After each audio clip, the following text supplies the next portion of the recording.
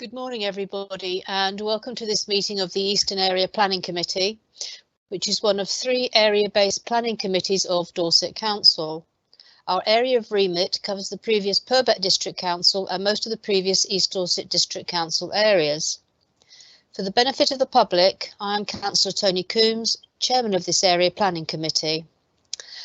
We have several officers supporting us today, and they are Andrew Collins, Principal Planning Officer, Liz Adams, Planning Case Officer, Naomi Shinkins, Planning Case Officer, Kim Cowell, Principal Planning Officer, Chelsea Gollage, who is reading out the public representations, Colin Graham from Dorset Highways, Claire Marshall from Dorset Highways, Laura Autry, Solicitor, and David Northover, who is our Committee Support Officer.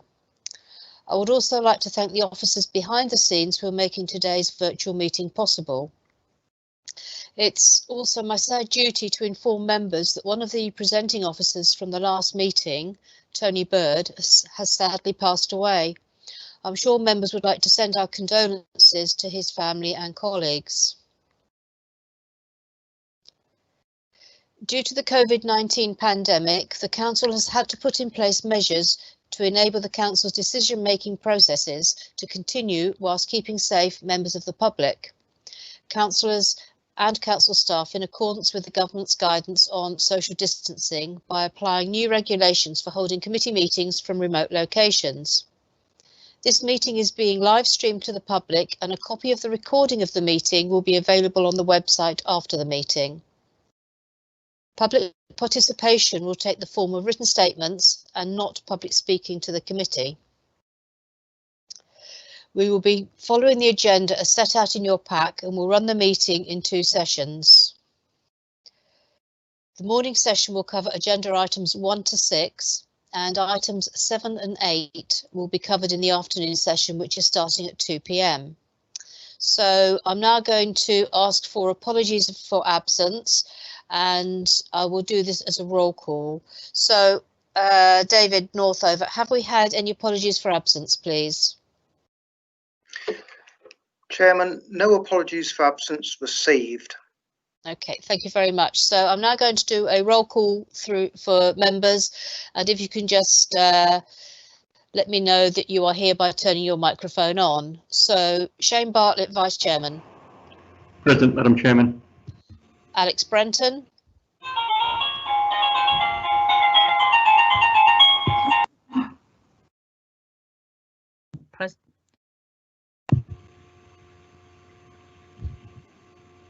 Present, Madam Chairman.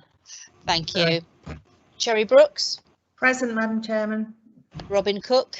Present, Madam Chairman. Mike Dyer. Present, Chairman. Beryl Ezard. Present, Madam Chairman. Can I give my apologies for the session this afternoon? I'm sorry, I will be absent for that. That's okay. Let me just make a note of that quickly, because I will forget. Somebody's rung the doorbell. Don't they just? Okay, if you're not speaking, please turn your microphone off. Barry Gorringe. Present, Chairman. Thank you. David Morgan. Present, Chairman. Thank you. David Took. Present, Chairman. Thank you. Bill Trite. Present, Chairman. Thank you. John Worth. Present, Chairman. Lovely. We have a full house this morning. Thank you, members. The next item on the agenda is declarations of pecuniary or other conflict of interest, bias or predetermination. Are there any declarations at the moment? Lovely. Thank you very much. In your agenda, you have the minutes of the last meeting, which was held on the 3rd of June. Our members are happy to approve them as a true record, and may I sign them as soon as we are able to access the offices? Agreed. Happy. Happy. Any dissent? There is a typo actually on page 5. That's the only thing I can see that's incorrect. It says tomb instead of took when. So, yes, lovely. Thank you. Yes, it's third paragraph on page 5. Lovely. I'm Thank sure that David Northover will take a note of that, and that will be changed for the agreed minutes. Indeed. Thank you very much. Okay, so moving now on to public participation. Members of the public have been invited to submit written representations which are limited to 450 words. Members of Dorset Council who are not members of the committee and who wish to address the committee will be allowed to speak to the committee, and we do have some members today. All requests have had to have been registered with Democratic Services by 8:30 AM on Monday the 29th of June this year.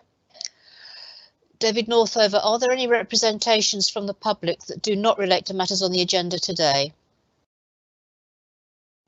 No such representations received, Chairman. Thank you very much, David. Okay, we will now then move on to the schedule of planning applications. And we have 3 applications in the meeting before us today. Have there been any requests for deferrals or withdrawals, please, officers? Kim Cowell here, Chairman. No, there have been no requests for deferrals or withdrawals. Okay, thank you very much. Any background information relating to the planning applications before us today has been available for inspection by members prior to the meeting, and that covers consultations, objections, representations, as well as the East Dorset and Purbeck local plans and the council's related policies. So as we are working in a virtual way, there are some ground rules for the way we operate. And in each case, I will invite the case officer to introduce their item. Members of the public, planning agents, applicants, town and parish councils have all been invited to make written submissions, and these will be read out by Chelsea Gollage, who has not been involved with the merits of any of the applications, but only in providing technical support. The representations will be read out in the following order: members of the public against the application, public in support, the applicant or agent, town and parish council, and then local member. Following the public participation section of every item, I will then ask officers if there are any salient points that they wish to clarify. I will then ask members if there are any questions or comments to ensure that everyone has had the opportunity to comment. And I will do that in the same roll call order. So in order to run the meeting, can I request that members of the committee direct any remarks or questions through myself as the chair, and I will invite members to speak in turn. Requests to speak need to be made via the chat facility that members have available through Teams. Can I also ask that microphones and videos are kept on mute when you're not speaking to maintain audio quality? At the end of the debate, for transparency, I will take the vote by roll call. The vote will be recorded in the minutes if 3 or more members make the necessary request. I will also ask members to confirm that they have heard the entire presentation and debate before they cast their vote.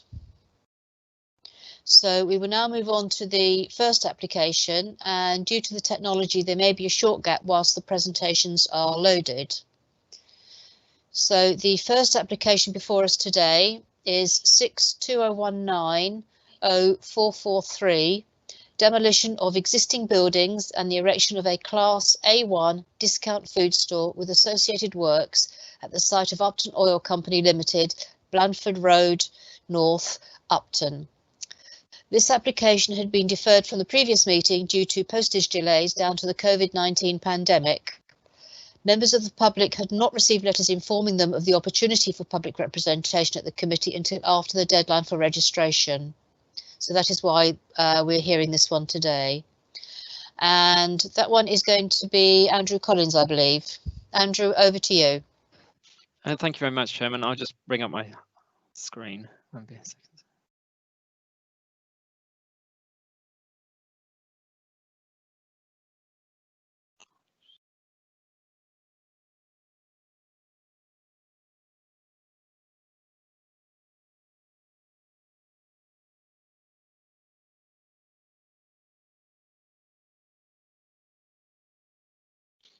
Right. Members, can everybody hear me? Yes, thank you. Yes. Right. Thank you. apologies. I lost my aspects. I do apologise for that. This is an application for Upton Oil Company as so my name's Andrew Collins. I'm team leader Northern area. This is an application for the demolition of the existing buildings and the erection of a A1 a discount food store with associated access, car parking and landscaping. I'm presenting this application on behalf of my colleague Peter Waters, who's unable to make it today. The application site is located within the Upton area, which is a mixed-use site of a small small 2-pump petrol station and depot. This closed down in recently and is now considered to be a brownfield site and previously developed land. Andrew, we appear to have lost the sound. Yes. Right, I'll try again. What's going on here? I have sound, Chairman. Yes, I can hear him clearly. Thank Andrew, you. we can't hear you. Chairman, just to confirm from the production point of view, I can hear Andrew Collins speaking. I don't know if can the committee hear Andrew as well? Yeah, Yes, I can quite hear clear. John Worth. Thank you. Yes, Yes, I I can can hear. Hazard can hear you. I can hear Cherry Brooks. I can hear David Morgan. I can hear Bill Trite. I can hear Barry Gorringe. Robin can Cook. hear. Took, I can hear. Yeah, that's fine. Sorry, it was me. I adjusted my sound and then inadvertently turned it off completely. My apologies, Andrew. And that's fine. Right, and carry on. The site is situated immediately to the south of the A35 on Upton bypass. We're located in the northern part of Upton. The site is on the B3068, which is the Blandford Road North. The site is within 300 metres of Upton Town Centre and therefore considered to be an edge of centre location. Therefore, and it's where a sequential test has been undertaken and where no suitable sites are available in the town centre, for this development, retail development is acceptable in this location. In Upton, there are no suitable alternative sites within the town centre for this development. Third-party concerns have raised concerns relating to the retail impact assessment. This has been independently assessed by an independent consultant. The local plan allows new retail development in accordance with policy RP and RFS, and have to consider assess the plan as a whole, and on that basis, they're generally okay. Details, right. Situated as detailed previously, this is the former store located here. This is Blandford Road North. This is the A35 and the Upton roundabout, which comes off it, slip lane coming down here onto the 368. The site is surrounded by residential development on the southern side, on this estate here, and also to the east here. These properties here are located in Warbler Close, and these properties around here are located in Upton Close. A footpath runs round the edge of the site, round there, and a separate public bridleway runs around the site through here and through onto the east here.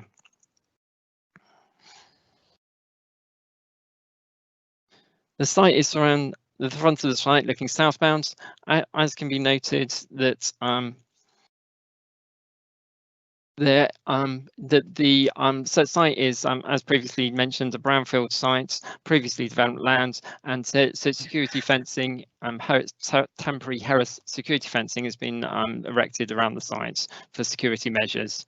So this is the former road, and the new road goes around the site here. Looking across the site, this is where the proposed store would be situated. And this is looking up towards the northeastern corner of the site. These are the nearest properties located in Warbler Close and Upton Close up here.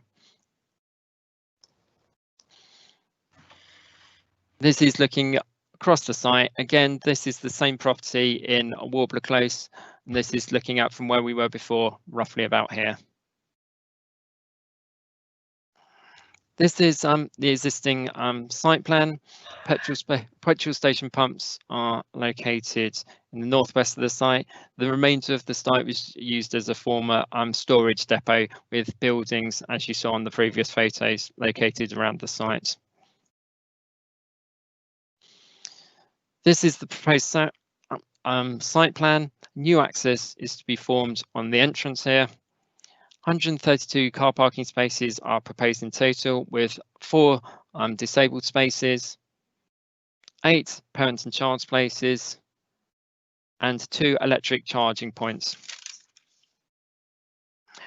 A new bus stop and lay-by is proposed to be located up here, details of which to be agreed within the Section 278 agreement with the Dorset Council Highways, and subject to a condition which is number 15, detailed on page 64 of your agenda pack. An uncontrolled crossing is to be provided in accordance with this. It has a pedestrian refuge. In accordance with Highways team advice, a section 106 will be drawn up to monitor the use of the crossing, provide an opportunity to upgrade it if required. There's a national way of measuring such a crossing and the need for the type of crossing. This relates to a correlation between vehicle movements and pedestrian movements. If there's lots of both, it may be possible for an upgrade. It's proposed that there be monitored from 3 months from opening and then annually undertaken by the council. Colin Graham from the Dorset Council Highways team is able to find further confirmation and details relating to that if needed.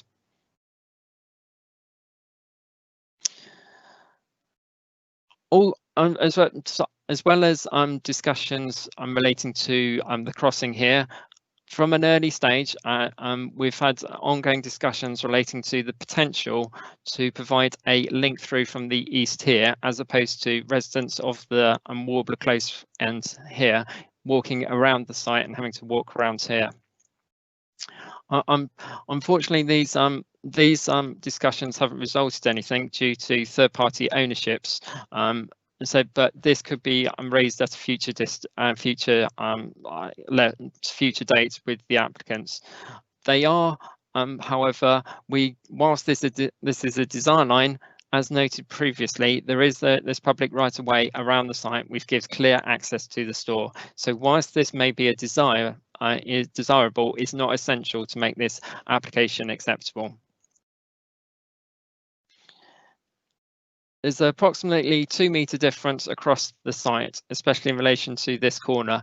In the northeastern corner, there's banking around the site, as shown around here with these hatched lines, and that details the 2 metre difference. This area is going to be levelled down.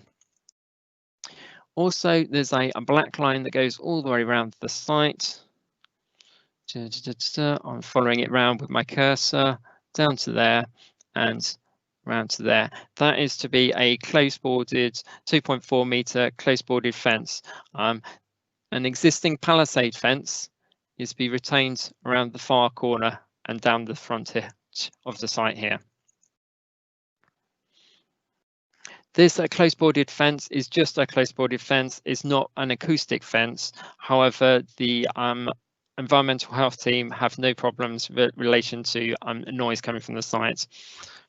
This plan also shows the turning pattern used by delivery vehicles.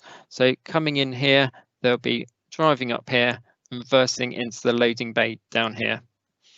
As you can see, it is safely accommodated within the actual car parking area and can be achieved quite safely.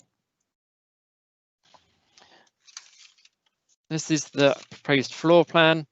The total footprint of the store is 1,802 square meters, of which the sales area is 1,315 square meters. Ancillary functions, including the warehouse, the staff facilities in here, and the customer toilet. So the customer toilet relating to their access into the site makes up the remaining 487 square meters.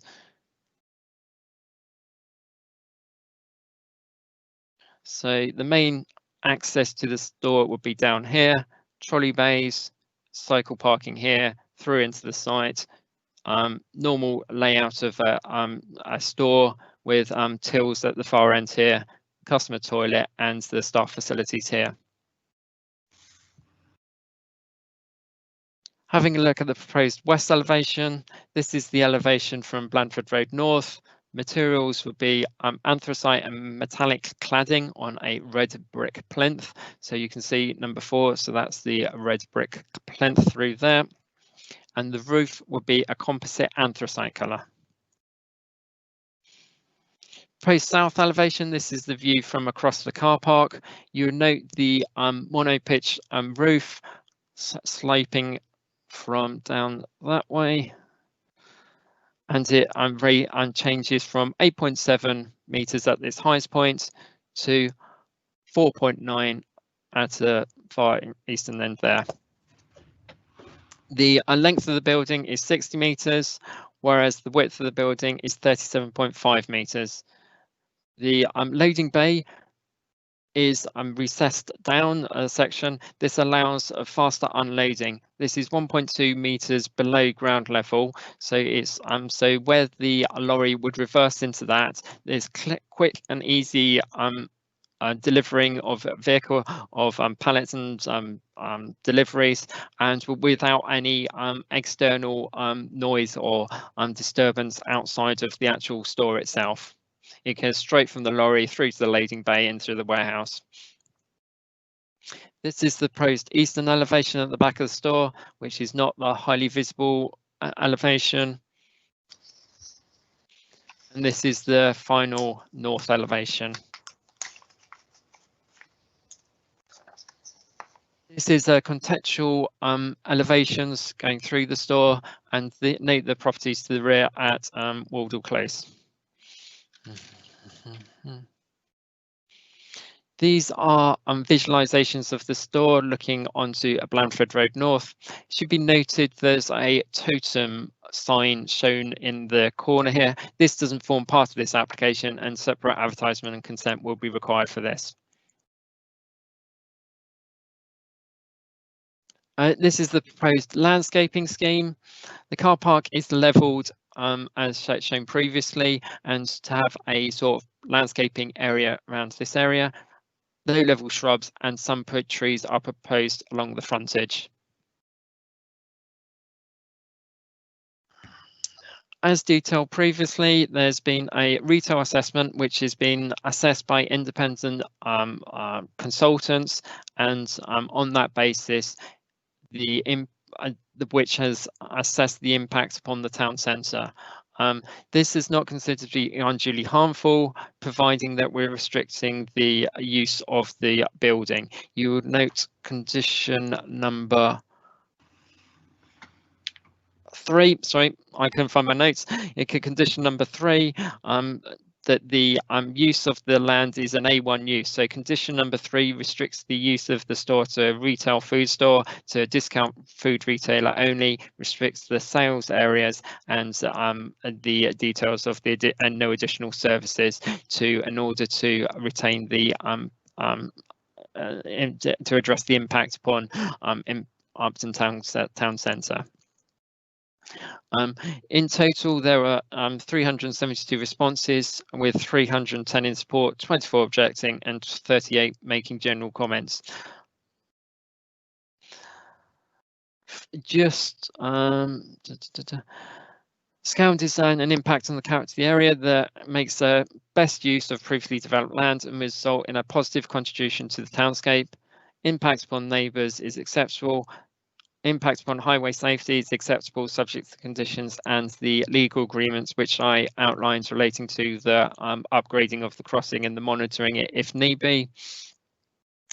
Flooding and drainage is considered to be acceptable, subject conditions. Contaminated land, environmental health and the Environment Agency have consulted on this application. They've got no objections, but they are proposing conditions because obviously without assessing what's there to start with, we don't know the limits of and the extent of the contamination, hence the conditions there. biodiversity is acceptable subject to a condition, and in relation to economic benefits, there are 30 full-time equivalent jobs to be created, and that would be a big plus for economic employment. In relation to, it is noted that this report is slightly tweaked from the one that should have gone in June. This is in relation to changes in conditions to 4, 5 and 6 relating to the hours that's been clarified with our environmental health callings, and then the additional condition 23, which referred to the biodiversity mitigation plan. On the basis of the report in front of you, it is proposed to grant subject and conditions in the report and detailed above, and subject to the 106 to monitor the use of the crossing. I have got the actual conditions, if need be, to actually go through. So the store can open between the hours of 8 and 10, Monday to Friday. And so that's our opening hours conditions. Deliveries between the hours of 8 and 10 as well. Noise details condition relating to noise aspects. According to environmental health, the night time is considered between 11 and 7 AM, and these conditions reflect these. And condition number 23, which was unfortunately omitted from the previous agenda pack, so therefore I put it back in on this. So that includes to address the biodiversity concerns. So on the basis of that, it's proposed to recommend approval of this application. Thank you very much, Chairman. Thank you very much, Andrew. Colin Graham from Highways, is there anything at this point you want to say about highways, or do you want to refer to any issues that come up during the debate? I'd prefer to refer to any issues later on. Thank you, Chair. That's fine. Thank you very much. OK, we'll now move on to the public representations. And we have 24 representations from the public, the applicant and the agent, and 2 local members, I believe. So, Chelsea Goddard, do you want to take us through the representations, please? OK, thank you, Chairman. The first comment is from John Stagg, which is an objection. I am disappointed that the report does not represent my objection to the proposal on highway safety grounds. I was seeking a safe pedestrian access for those pedestrians coming from the southeast of the site.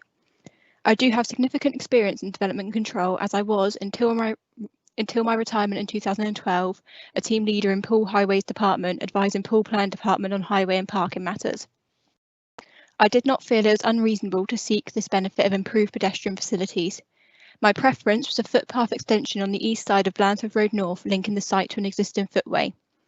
For the Lidl store at the junction of Turling Road and Blandford Road, there was a plan obligation for the developer to construct a comprehensive signalled 3-arm junction with a right turning lane incorporation, a signalled pedestrian crossing facility. This was for a similar sized store.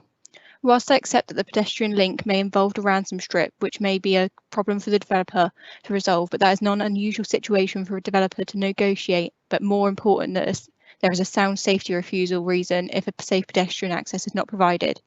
I am disappointed to say the least, as it does not seem that the pedestrian access was not requested. At the very least, a pedestrian gate to the eastern boundary allowing a route to an existing footpath, albeit not adopted highway, should be secured. The next comments are all in support of the application. The first is from Barry and Glenys Robinson. My wife and I fully support the above application. It will be a great asset to Upton in many positive ways. The removal of a derelict Upton oil company site, which is an eyesore to all. It will provide local residents a shopping location to cater for their weekly shop rather than travelling by car to out-of-area shopping outlets, therefore creating a greener footprint. Aldi will not destroy other Upton shops as they cater for a different market share. It will enhance them by keeping shoppers local. It will create an employment for the local area. The next is Adrian King.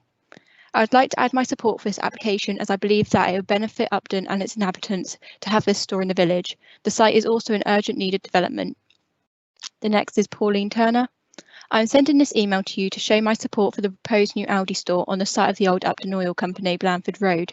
In my opinion, the store cannot arrive soon enough. I am looking forward to the Aldi store coming to Upton. At the moment, I am having to travel to the store opposite Castle Point in Bournemouth, as it is the nearest Aldi with disabled parking close to the store. The only other Aldi nearer has limited parking at the back of the store, and being disabled, I cannot make the long walk from car park to store. So when I saw the proposal for the new Aldi, I immediately wrote to the council showing my support. All that is left to say is please grant the necessary plan approval so that the store can go ahead. Thank you. The next is from John Westacott. I think an Aldi store on the old Upton Oil Company site is a good idea for the area. The only suggestion I would make would be to have a traffic light system like they have at the Lidl store near Turlin Moor. The next is from Craig Parsons. I fully support the plan application for the Upton Oil site and think being next to a dual carriageway and on the boundary of Upton would hope that it'd create little disruption to the area and provide more jobs. My only concern would be that the car park is secured of an evening in such a way that it prevent disturbance to the immediate local residents, like the Holmes Bay Asda site has, that has a daily issue of ASB gatherings at all hours. The concern that the travelling community also taking up residence there again would bring disruption to the area and prevent people using the site for its purpose. I hope to see this store's plans approved and open soon. The next is from Peter and Penny Smith. My wife and I wholeheartedly support the application by Aldi Stores Limited. It would be very convenient in terms of location for us and also green in that we could walk to it instead of using our car. The next is from Julie O'Donnell. I'm writing on behalf of my mother who lives in Upton to express her support for the above plan application. They said Lidl would not work in Hamworthy. Clearly that has been proven wrong with the store busy on a daily basis. In the current COVID-19 climate, what better than to have another local option of a big name store? No need to put yourself at risk by venturing, as an elderly person, into town. I hope the planning committee will support the application and we look forward to shopping in local Aldi soon. The next is from Alan Meggs. With Upton and the surrounding area in mind, we are a typical community, a mixture of elderly, young and new families in the new build estates, which has increased the village's population considerably. An Aldi store would be a welcome asset for our ever-increasing community. It would not only serve Upton, but the villages in the surrounding area. The site of the proposed Aldi store is, at present, an extreme eyesore, hardly a welcome gateway to our village. With the development of the site and careful planning, it will be an asset. A new build Aldi store would not only serve our village with a wealth of improved essentials on a daily basis, but would provide much needed employment for the local population. Aldi has an excellent reputation and their services will be very welcome. The next is from Adrian Hearn. Just a quick message in support of building the Aldi store in Upton. We are Aldi shoppers and would be interested in seeking employment once completed.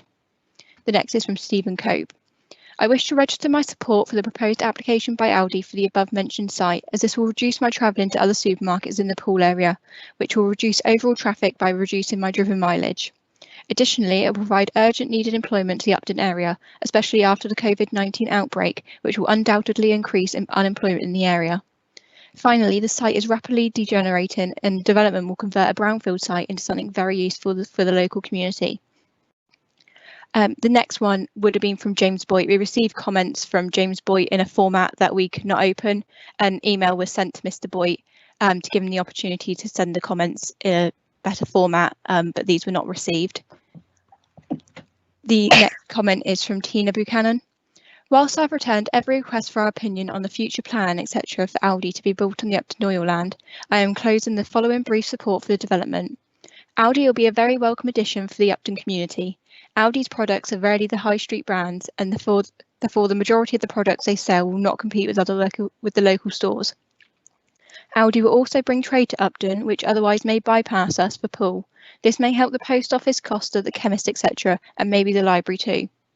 From my perspective, I cannot wait for Aldi to open its doors. I shop in Aldi now. It will save me time and money. I do, along with others on Blandford Road North, ask that traffic congestion is seriously considered, even without the addition of Aldi. When we are not in COVID-19, this road is often at a standstill, and not only at school/work peak times. The queues regularly back up onto the dual carriageway and up towards Limberlost. Please review the traffic flow and do not let this stop Aldi being built. It will be a great addition and bonus to Upton and local residents. The next is from Helen Tucker.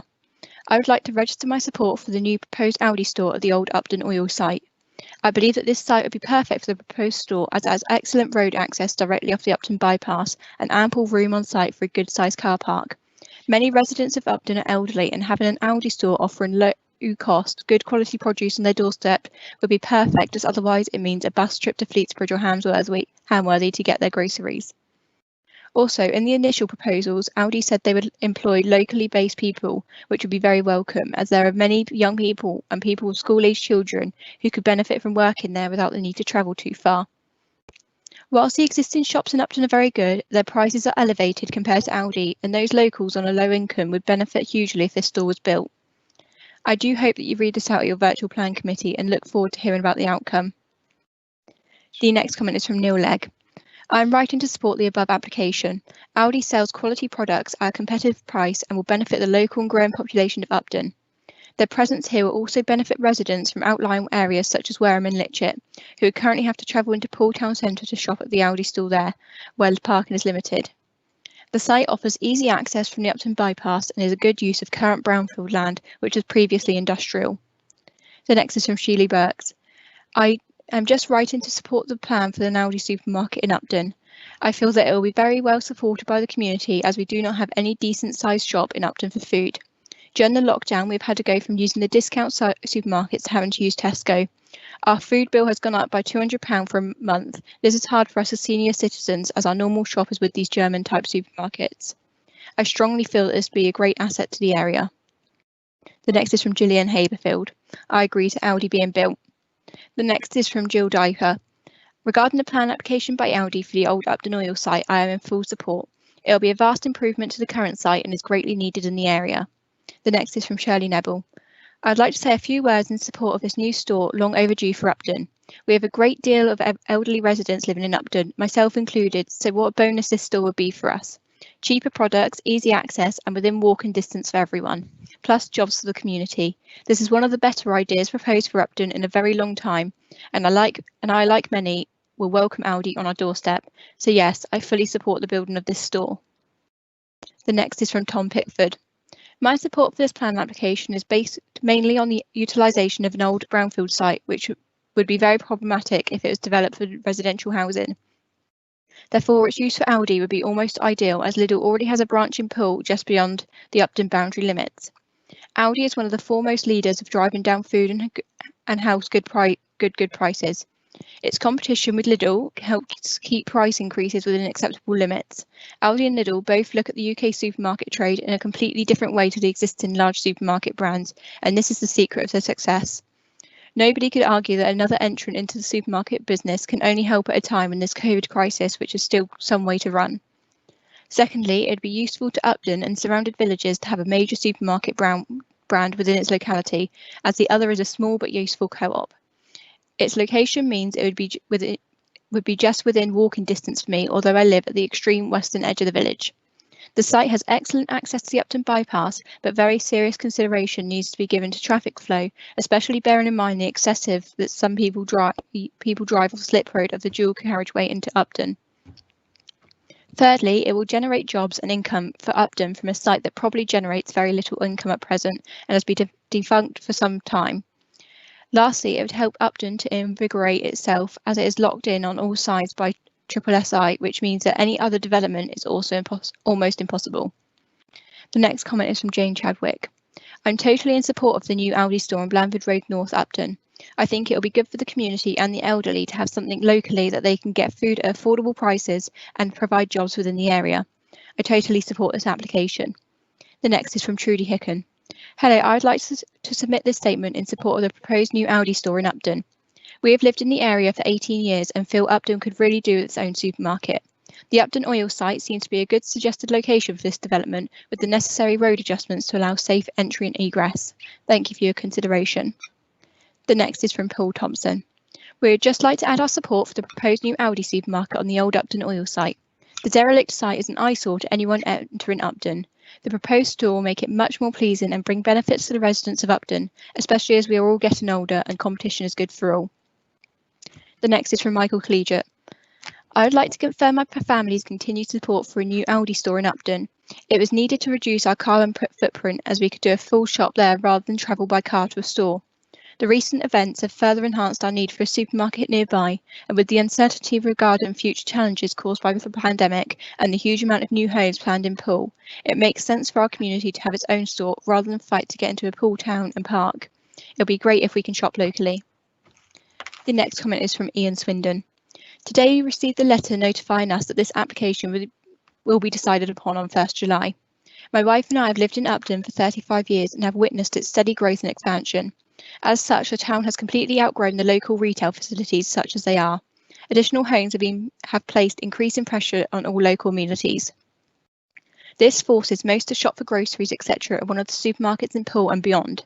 This clearly adds to congestion and is not environmentally supportable. Furthermore, there is a significant elderly and less affluent segment of residents who cannot easily access these larger stores. This results in a lack of choice and increased expense as they are forced to use the local convenience stores.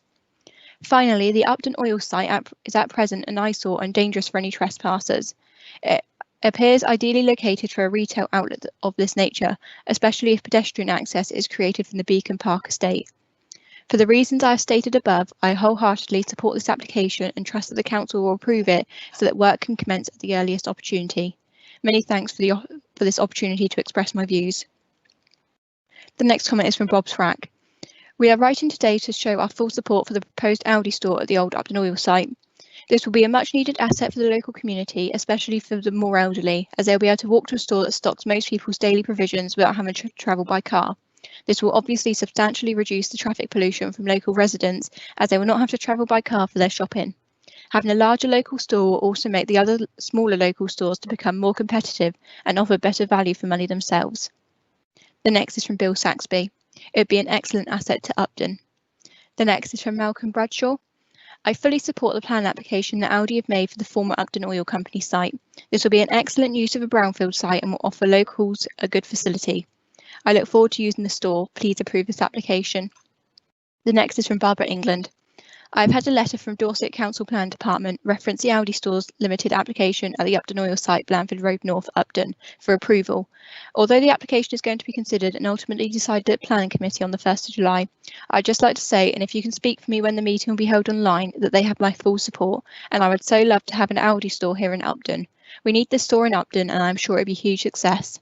I've lived in Upton for nearly 50 years, and I'm sure it'd help our community enormously, and my families and friends are also excited about this. The next is from Marcel King. I'd like to show my support for the proposed Aldi store in Blandford Road North. I've lived in Upton for 42 years and have mainly needed to drive to Tesco to do my main shopping. Upton is very limited in its choice of food stores and lacks a supermarket as well as a public house. A new Aldi will offer not only employment in an area with little work opportunities for locals, but also a much needed supermarket. The co-op offers a reasonable range of goods and a post office, but is still very limited in what is able to stock in the way of variety. I fully support the idea and hope it goes ahead. The next is from Julie Almond. I write with regard to the plan to build an Aldi on the Upton Oil site.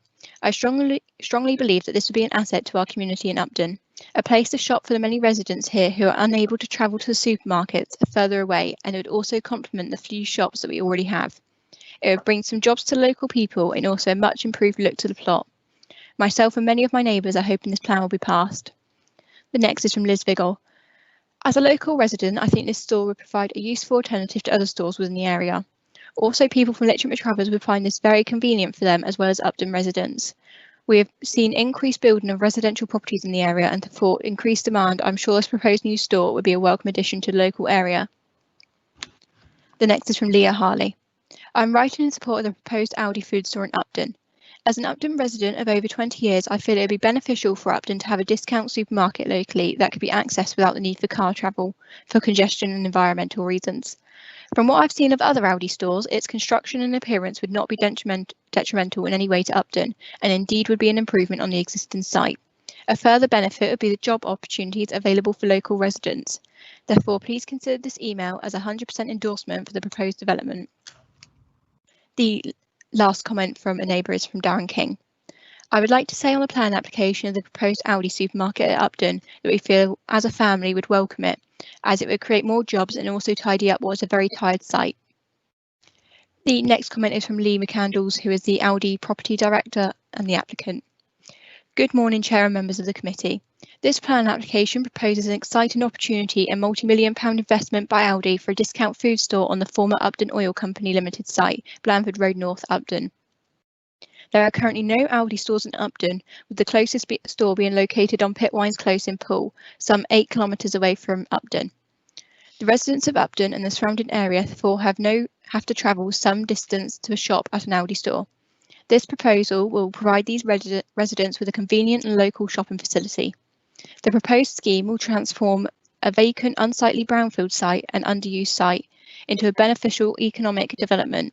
The proposed modest-sized Aldi food store will fulfil a complementary neighbourhood shopping role that will also reduce the need to travel further afield, keeping shopping local whilst minimising operational activity. The site will provide the local area with an improved retail offer with quality goods at a low price. An Aldi store differs from larger supermarkets as it does not have a dedicated fishmonger, butcher, delicatessen or bakery, etc., and hence it is able to trade alongside and complement other local businesses. Aldi will employ at least 30 people from the local area, which will be at varying levels, with a mix of full and part-time opportunities. Aldi offer above market rates of pay, full training, flexible working hours, and do not have 0-hour contracts. This will have many great benefits to the local economy. The application has addressed all the necessary issues, including highways and access, retail impact and sequential tests, and residential amenity and operational matters. All issues have been assessed by officers and their advisors, and the proposed development is considered to be acceptable and accord with the relevant national and local planning policies. In particular, it has been agreed by officers that the proposed development and access arrangement will not cause an unacceptable impact on the local road network. It is also agreed that customers can access the store safely by car as well as by non-car modes through improved pedestrian access, which will be monitored through a legal agreement, and bus facilities and cycle parking. Electric vehicle charging spaces are also provided.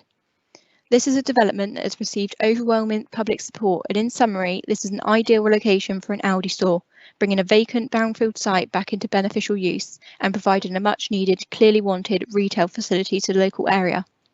We consider this proposal is a clear case where the benefits are such that planning permission should be granted. I therefore urge you to follow the officer's recommendation and resolve to grant planning permission. I've also received a statement from Councillor Bill Pipe if he's unable to attend. So I don't know if you want to... Chelsea, both the local members are in the meeting, so I will refer to them. Okay. And they can read their own statements. Okay, so that's all the comments. Thank you, Chairman. Okay, thank you very much. So I will then move on to the local ward members who are not members of the committee but are attending the meeting. The first one is Councillor Bill Pipe. Thank you, Chairman. Madam Chairman and members of the Eastern Planning Board, the proposed development by Aldi for a supermarket or superstore on the site of the former Upton Oil Company is broadly welcomed by the people of Litchett Minster, Upton, Organford and Sleep. A store such as the one proposed by Aldi is very much needed locally. The nearest supermarkets, rather than convenience stores, are the Tesco store at Fleets Bridge and the Asda store at Holsbath, both within the BCP jurisdiction. Upton has two branded convenience stores in the form of the local Co-op on Poole Road and the Spa situated at Upton Cross at the Triangle. Two other stores of a much smaller nature are situated at the Triangle and at Moorland Parade Upton. Research undertaken by myself over a 7-month period indicate that the people who shop at the Spa or the Co-op spend on average just under £6 per visit. This includes the purchase of higher value goods such as cigarettes, tobacco, lottery and alcohol products. With these higher value items removed from the equation, the average spend falls to just under £3, with most people popping in for the odd item of groceries or newspapers, etc. Neighbours who have been canvassed by myself over the same period indicate a very strong support for the development. People in the direct vicinity of the proposed store living in Coronation Avenue, St David's Road, Beacon Park Road, the Triangle, Blandford Road North, Douglas Close, Upton Close, Warbler Close and other local roads offered a mixed response, but still were 64.7% in favour of the development. Dorset Council research, as reported in the Evening Echo of the Bournemouth edition of yesterday, indicate or suggest that the turnover at the Co-op would fall by 20% and other traders would lose out by as much as 12.5%. I really do not see this as being anywhere near the truth. Local people do not do a weekly shop at either the Co-op or the Spa store, preferring the Tesco or Asda stores for the weekly shop. Local people will continue to do their top-up shopping at the convenience stores, maintaining the commercial viability of these stores. The weekly shop will undoubtedly transfer from Tesco and Asda to the proposed Aldi store to some extent and will attract shoppers from further afield, such as those living in the BCP areas. Upton has a shortage of employment opportunities and the envisaged provision of 30 local jobs would be very welcome indeed to those in need of regular and secure employment. The ethos of Aldi employment policy is one of advancement through the ranks in order to make a career out of retail. This would be very welcome and a great opportunity for local people to progress from the shop floor into positions of management within a responsible, entrepreneurial and ambitious company. The reported objection, again in yesterday's Echo, by the other German-owned retailer Lidl, located at Blandford Road, adjacent to Turlin Moor, Hamworthy, again in BCP, is totally spurious in my mind. I doubt very much if Lidl are actually concerned at all about the effects of the proposed store that the proposed store will have on the town centre of Upton. I believe they are purely looking after their own monopoly that they enjoy as a local discounter store. I wholeheartedly support the application and urge the Planning Board to grant the application without any conditions attached. Thank you, Madam Chairman. Thank you very much, that was under 3 minutes. Well done. Thank you very much. The next local speaker is Councillor Andrew Starr. Thank you, Madam Chairman. In nearly every manner, I completely welcome this application because I think it'd be most needed. It's a very good use of an awful brownfield site. That it'd be a job to know what else you could put in there, to be honest. And I think it's being generally very well welcomed by the public. I do, however, have one problem with it. That's the very poor access by anything other than vehicle, because there is one. As if you look at the proposed site plan on page 10, you see that there's one access via footpath which comes around the back of the from Marbler Close.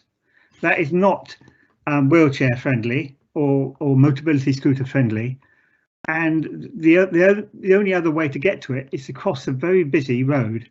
And I see that this application does include a refuge, a pedestrian refuge in the middle of the road, but I don't feel that this is sufficient. I would really like to see traffic lights there.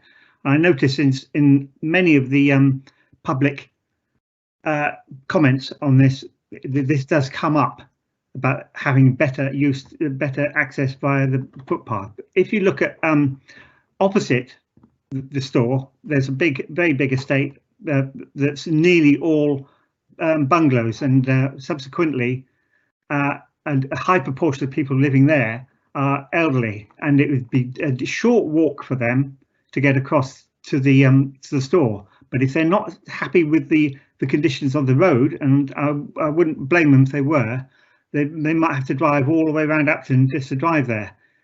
I don't think that this the proposal of having a pedestrian refuge in the middle is sufficient if you have a mobility scooter or if you have a pushchair and small children, because apart from the speed of the road at normal times, you know, and when we don't have a lockdown or anything, busy hours, the traffic is actually stationary because it feeds off the dual carriageway at the top of that other plan. It feeds off the dual carriageway, it comes down a steep hill, and it's those times it's actually stationary and queued up onto the traffic onto the roundabout.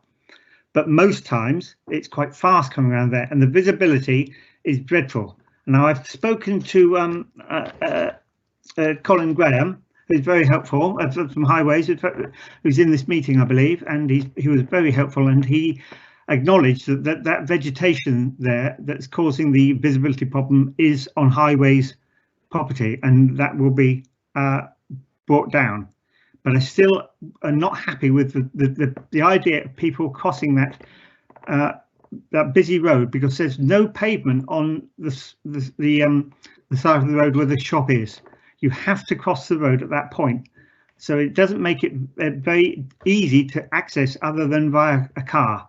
Apart from that, it's a very good application, and I think it would be great for Upton, and I think nearly all Upton residents feel the same. And I also feel it would be very good for the other villages around, like Litchip, Matravers, Litchip Minster, etc., because they'll come into Upton. And I don't think it will have too much a problem with extra traffic, because most of the traffic will come off the dual carriageway and then go back onto it again without going into Upton. So it's a really good idea to have it. It's just I'm not happy with the access. I see there's a 106 agreement that after 5 years they may have to put one in, or may be required to put one in, depending on monitoring of the site of the traffic.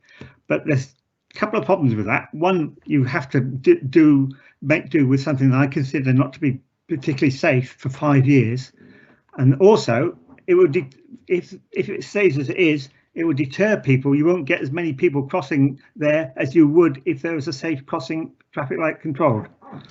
So apart from that provision, I'm very much in favour of this site. Thank you, Madam Chairman. Thank you very much, Councillor Starr. I'm going to refer back to officers now, please, because there have been quite a few comments about traffic and the car park. Do officers want to respond to any of the comments made by the public representations? Madam Chairman, the majority, it's Andrew Collins here, the majority of the questions and issues raised were of the highways nature. So I just thought I'd defer to Colin Graham from the Dorset Council Highways to comment first and see if I can pick up any other loose ends afterwards. Thank you, Chairman. Thank you. Colin, over to you.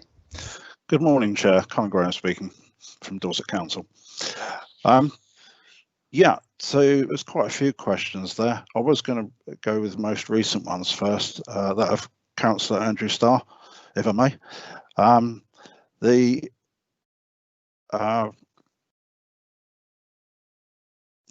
Sorry, just there was a lot going on.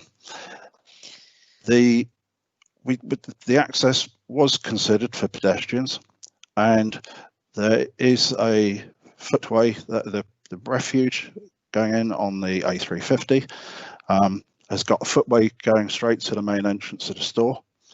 I did pursue very hard right from the outset with Aldi to get a connection right across the site and have an access through the gate, but because that was going on to parish council land, it was felt that was unreasonable, because it would form a possible ransom strip. However, that could still be looked at if consent is granted. Then that could be looked at separately. Then it wouldn't be a ransom, well, shouldn't be a ransom situation on it, and that route could be surfaced and upgraded to make it sensible for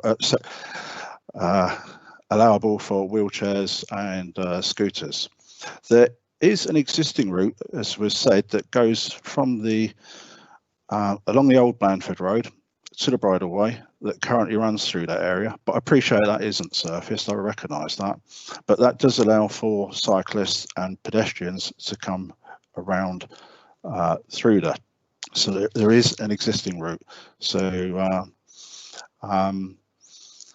the other questions related to sorry, could you give me a reminder, Chair? The other questions mainly were about the crossing point and the fact that a controlled crossing is something that is going to be looked at over the next few years, and concerns about whether or not the public would actually try and cross in the meantime. Oh yeah, sorry, just to come back on that. Yeah, because I felt that a crossing point was important. That's why the refuge is there.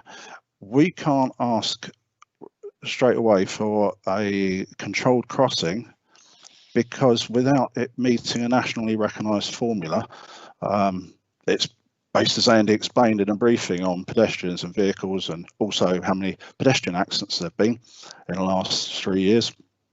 The number of pedestrians crossing there's not a demand at the moment. There's very little demand. In all the times I've been out, I've seen one pedestrian cross. So what we needed to do was to establish the pedestrian demand, and that's why I put this recommended this condition for a Section 106 agreement to monitor the situation at annual intervals, starting at 3 months after the store opened, so things are settled down.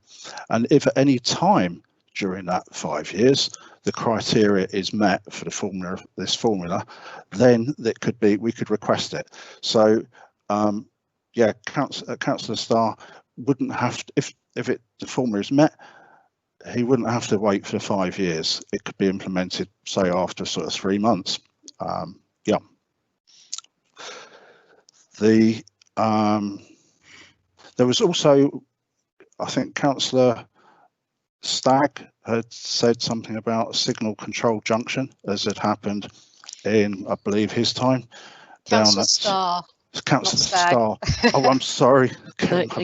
Well, can I just clarify that? It's Andrew Collins here. One of the neighbour representations, the first neighbour representation for objection was from a Mr. Stagg who used to work at former BCP, I understand.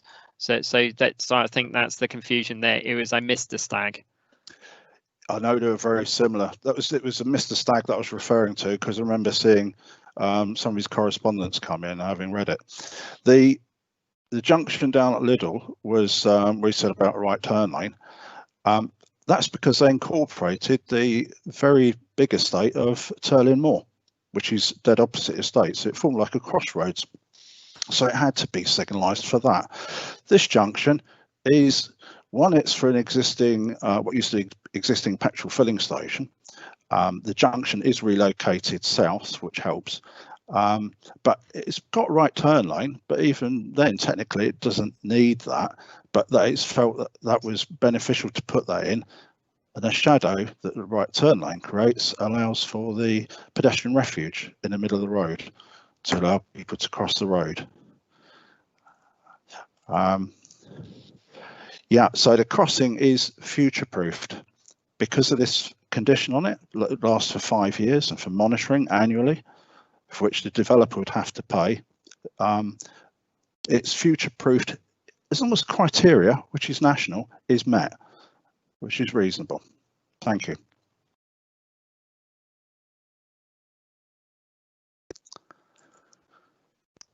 Thank you very much. Sorry, there's a bit of chat going on. I'm now going to move on to members of the committee that have indicated to speak. One of the local members that is not on the committee has asked to come back, and it's quite clear that you only have the one opportunity as a representative of the local people rather than a member of the committee. So that person has had their opportunity to speak, and we will now move on. I do have a long list of speakers of the committee, and the first one is also one of the local members, and that is Alex Brenton. Thank you, Chairman. As most people, we are in favour of using this site for this purpose. I think that's the overall feeling in Upton, certainly in Litchett Travers, and personally. There's a couple of things I'd like to ask or point out. We've been talking about, or the other councillors have been talking about crossing the Blandford Road North and the use or not use of the pedestrian refuge. I am more concerned that this site is not actually very far away from the library and the doctor's surgery, but there is no convenient way to walk from those places to this site. So it wouldn't be very easy to go to the library, then go to Aldi, then walk home again. And that concerns me. It's slightly what's the word? The plan, if you look at slide 10, you see this very hard red line round, which is going to be this acoustic fence or boarded fence. But you see how tight it is to the road at the south end of the plan. Because it is also quite banked there is no way you can walk along that side of the road and enter the shop site from the south on the side of the road that you would want to be on.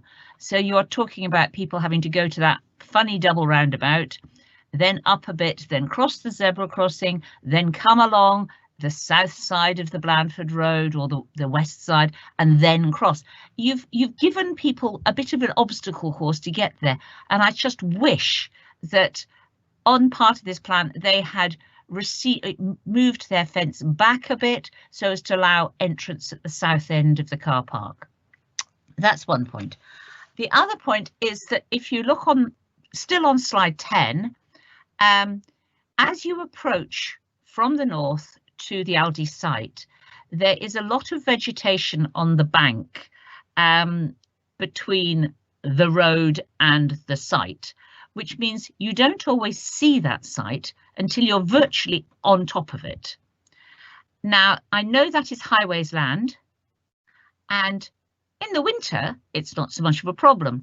That is why I asked if there was any recent photographs, because the visibility coming from the north is considerably reduced. I see something has flashed up to say the vegetation is being removed. Have we got a commitment from highways to regularly keep that vegetation at a lower height so as to increase visibility? Not just once, but a commitment ongoing. If we have that, that is great. So we've done that's that.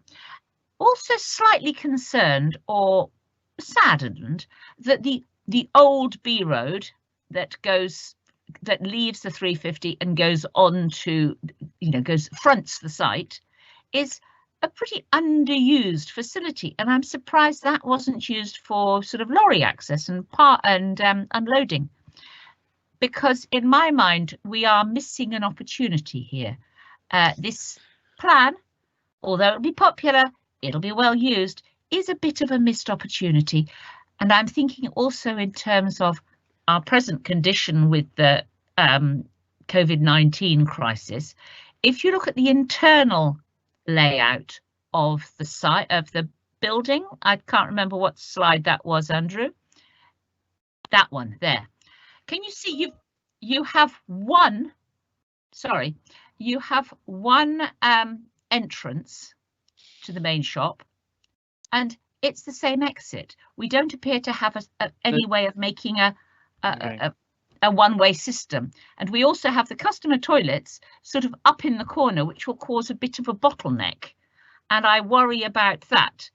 I just think it would be quite nice if they're bearing in mind what's happening at the moment.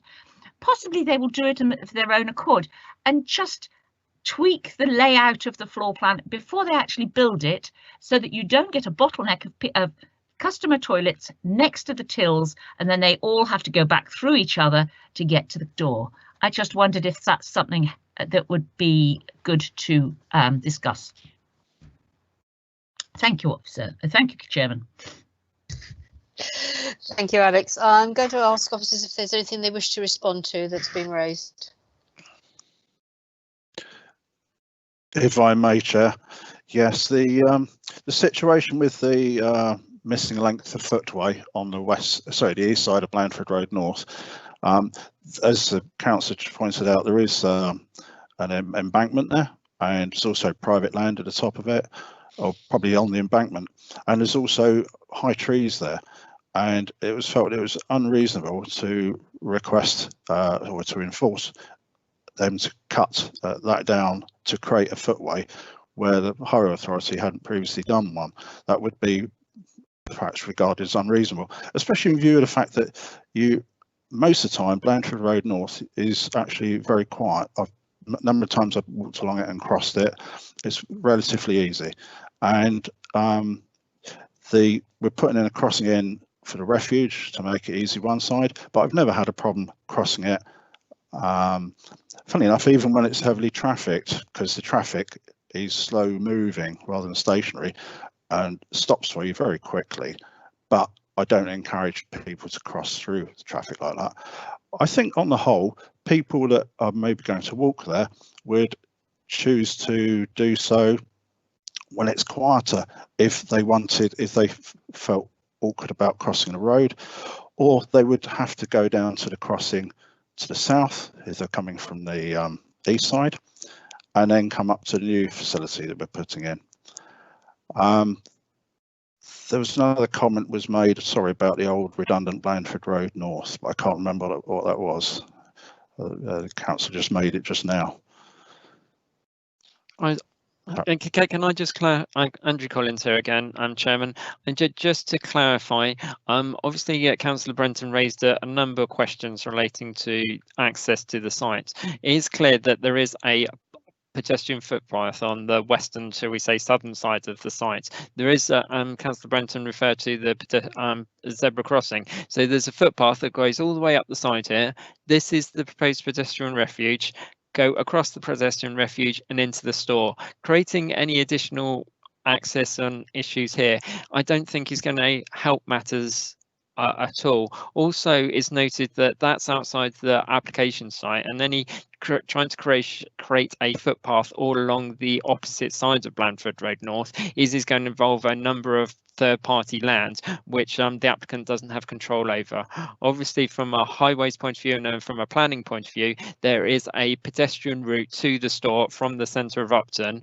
Alternatively, you've got the estate on the left-hand side here, highlighted in the cursor, where it is possible to walk through that estate itself to the actual crossing which is being proposed. So in that respect, there are a number of pedestrian routes from the centre of Upton to this site without actually trying to get any additional access or alternative arrangements on the southern corner there.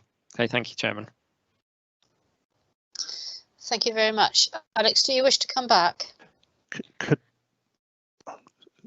Sorry, Chair. Only, Chairman, just to regret that the people who will be living nearest to the site have a longer walk than would seem sensible. And I just worry that people might try to take a shortcut, as you say, when the road is not that busy, and actually walk along the road on that side of the road, which is the sort of thing that casual people, and all right, not the older people doing their weekly shop, but youngsters might decide to walk along this side rather, the eastern side, rather than take the long way round, and that might cause issues in the future. Okay, thank you. Colin, you intimated that you wanted to come back. Yeah, sorry, Chair. The Councillor Brenton also mentioned about visibility when coming, and somebody else did as well, coming off the roundabout. We'd picked up on that, and so had the safety, independent safety audit that has been done. That picked up on it as well. And the vegetation there is going to be cut back for, I can't remember the exact distance, from the new store entrance. We're going to cut the vegetation is going to be cut back over 100 metres up the road. So that's coming in practically to the northern part of the site. So where you get a bifurcation for the entrance to the roundabout.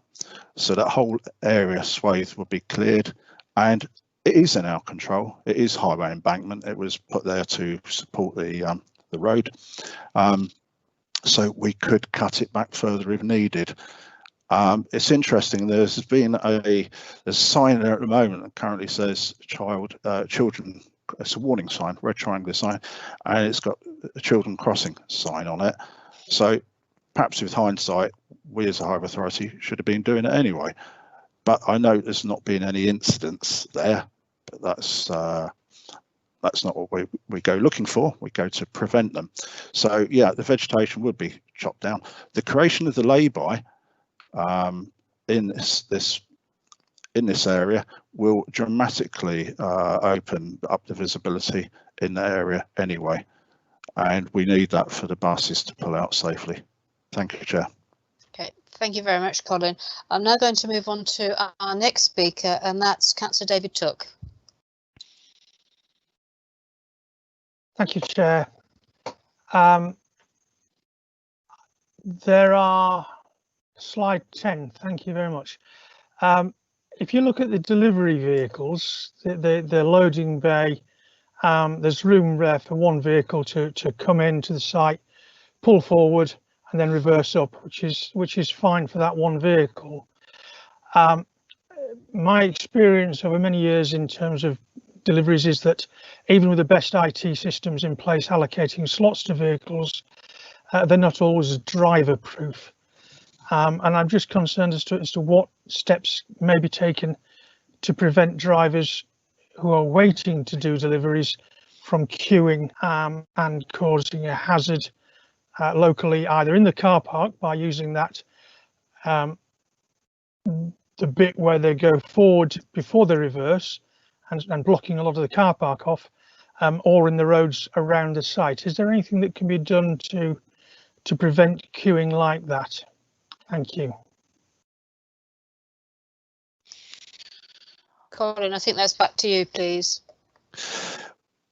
I would have thought with modern day, I hear what you just commented, what gentleman just said about the their experiences of it, but technology, as we know, is getting more and more improved, and I wouldn't have thought it would be impossible to control that situation.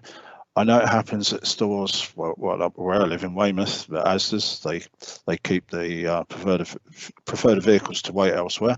Indeed, some of them actually, I think Sainsbury's, I think they actually come in and wait in the lay-by on the main road into town. They call ahead, and they get called in when the delivery slots comes free and available.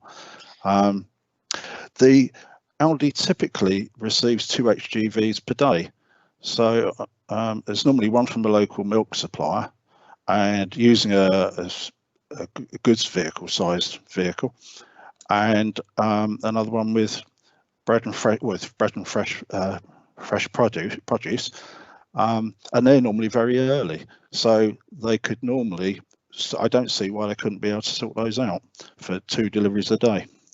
Thank you. Thank you. Tony, can I just make a comment? Yes, of course.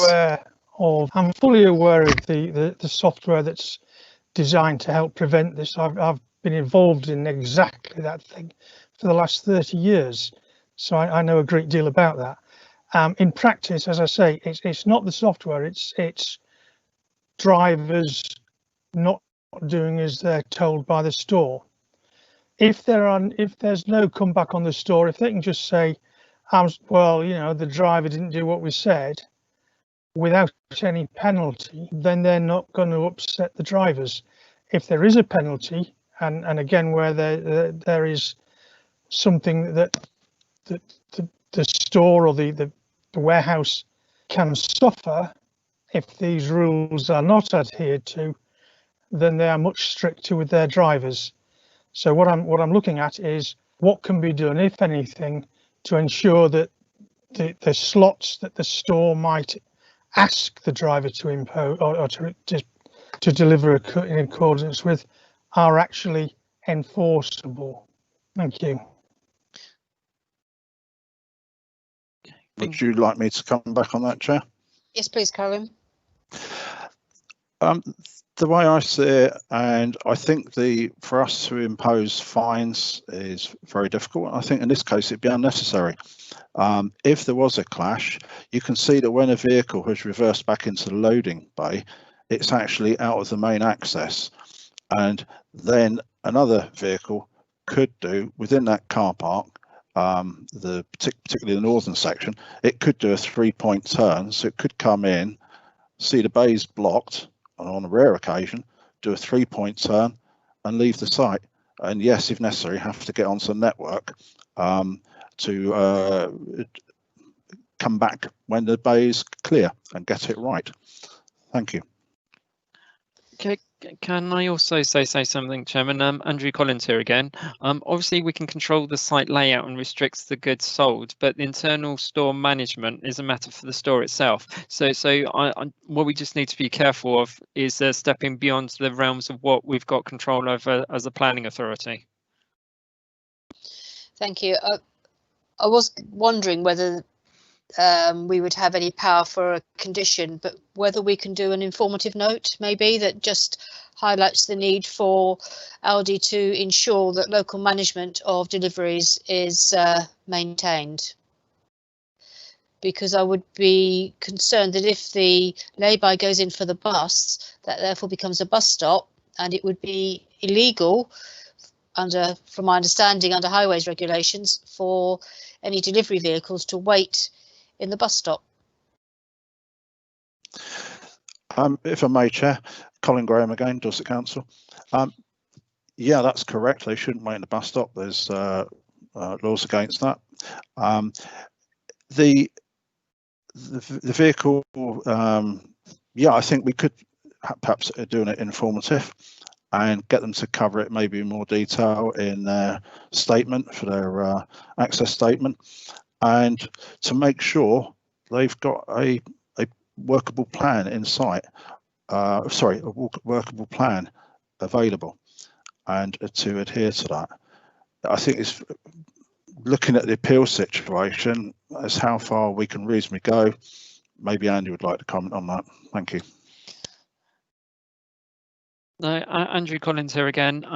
I've just thought, and I just had confirmation from legal that an informative could be applied in this case, saying something along the lines that the internal management of the delivery vehicles has to be carefully and considered, or so something along those lines, to ensure that there's no highway safety issues on the site. So it's something along those lines. I'm just thinking off the top of my head, I could, with members' guidance, I can draft something better if that's considered to be appropriate.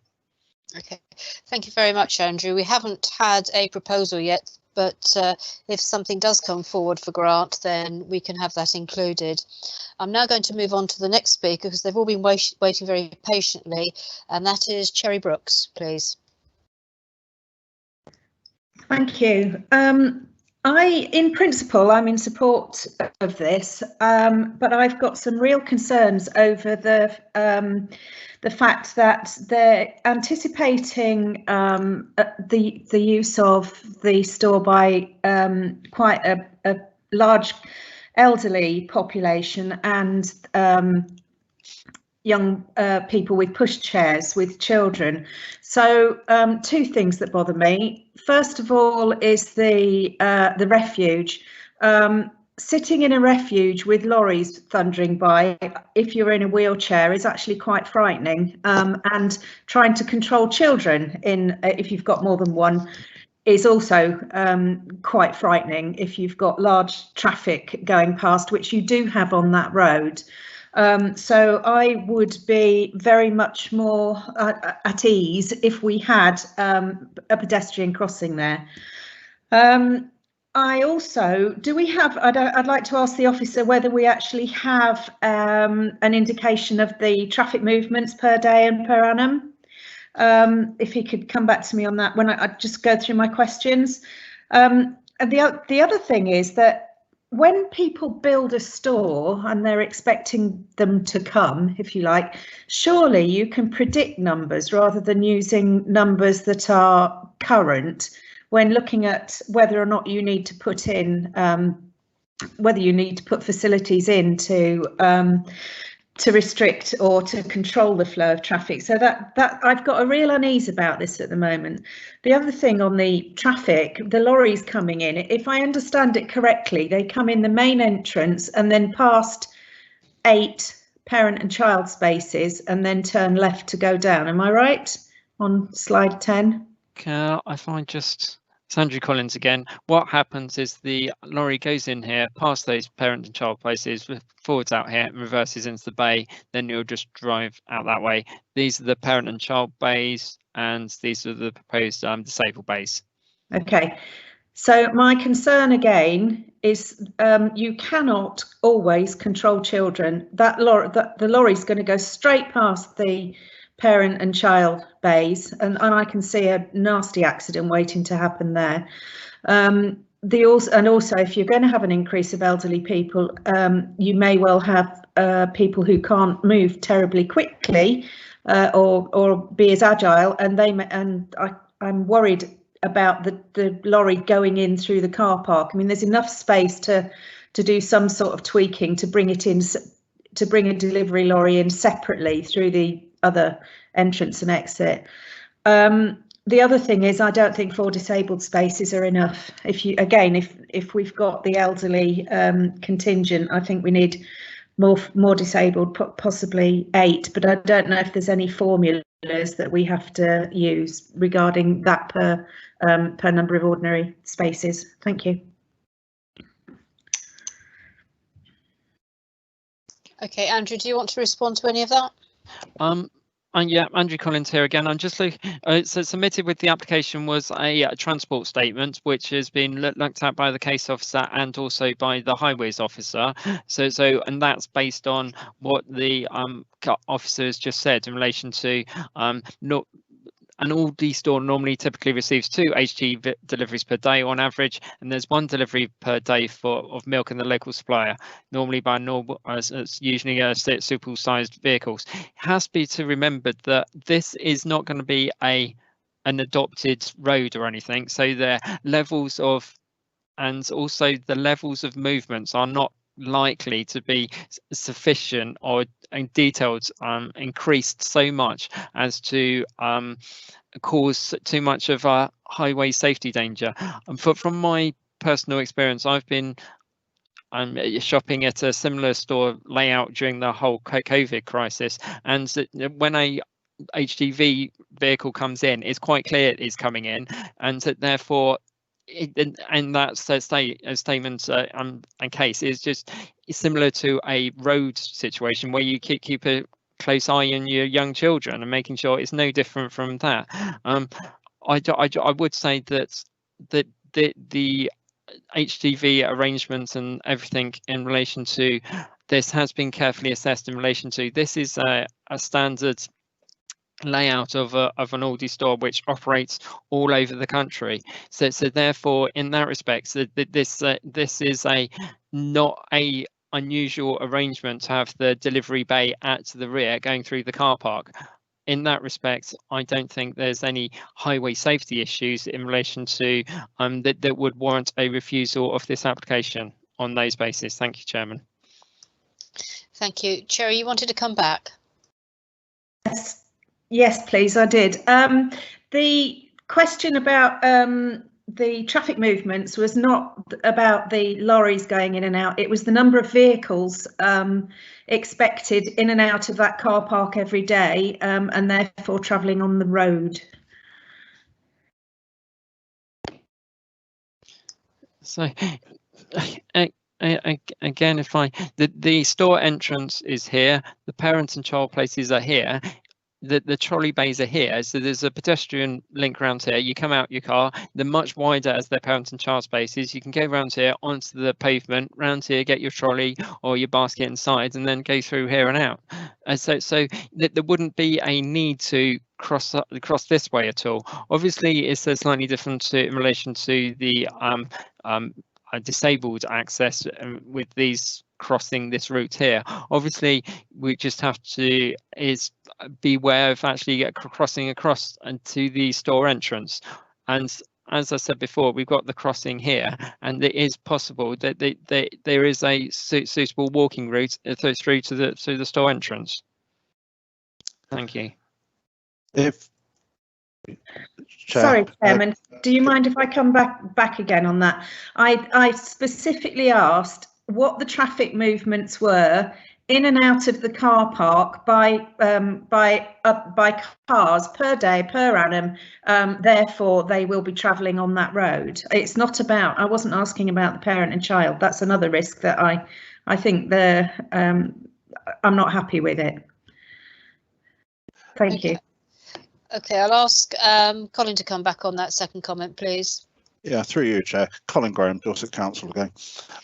Yeah, the trip movements during the I've got the peak hour trip movements here, and the AM peak is fairly quiet, as we'd expect. There's coming from the northbound is 19 trips, and coming in from the southbound is 24 trips on an average AM peak time hour.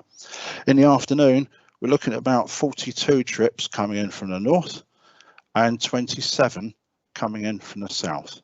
So that's gives 69 trips, so just over 1 a minute coming in through the access in the busiest time. Thank you. Okay, thank you very much.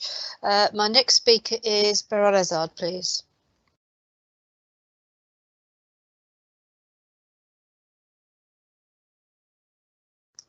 Beryl, if you're there, can you unmute your microphone, please? We can't hear you.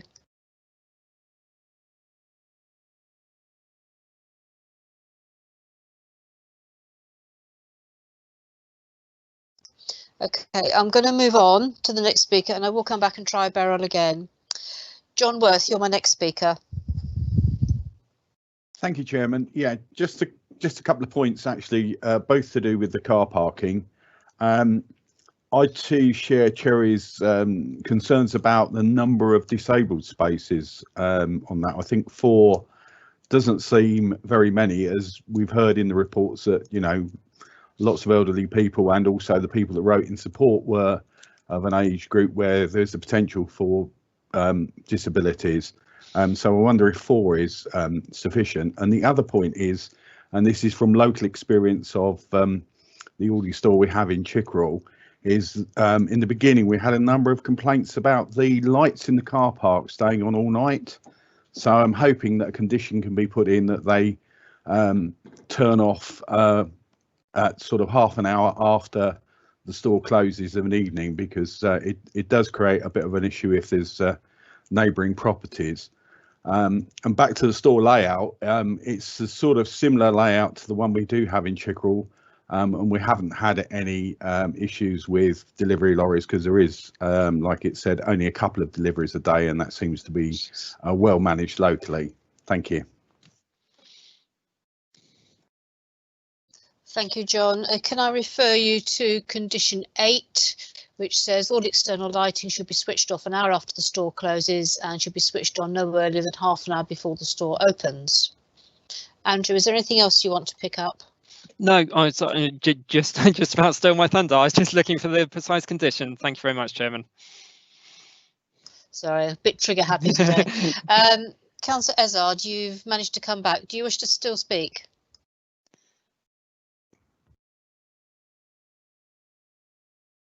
Yes, I do. Sorry, I couldn't get the icons up. OK, yes, several things, actually, if you bear with me. Yes, I am in favour of this application to a certain extent, but certainly the access I'm very concerned with, and also for people on foot. Is there any possibility that we can see the junction more clearly? Can we bring that up so that we can see it more clearly, you know, for the entrance of the site? Is that possible? Just a minute, and bear with me. I'm just going to zoom in. Is that any better? Yeah, that's better. Yes, I've got several concerns. The thing is, the road access coming from the south, obviously you have got a turning right facility there, I believe. It's not very clear. Yeah. But there is an extra, area. yeah, the extra road there, and the footpath crossing is obviously there. Can we keep that large? Oh, so sorry, my apologies. Thank Clicked on the wrong button. I do apologise, Councillor. And that would be helpful. The thing is, as the local member said, Councillor Starr, the footpath access round the site is obviously not up to standard for wheelchairs and elderly people walking, and there's been a lot about, you know, obviously the elderly population accessing this site, not necessarily by car but by foot. And we're trying to encourage people to go by foot or cycling. Nobody mentioned anywhere about cycle bars, but I presume you've got a provision for cycling, and I really welcome the fact that there's 2 electric charging points, but the access here, I do regret there's no footpath on the eastern side as you approach from the south. That is very, you know, it's going to cause a lot of problems, as Councillor Alex was saying about Brenton, about actually youngsters walking up on that side.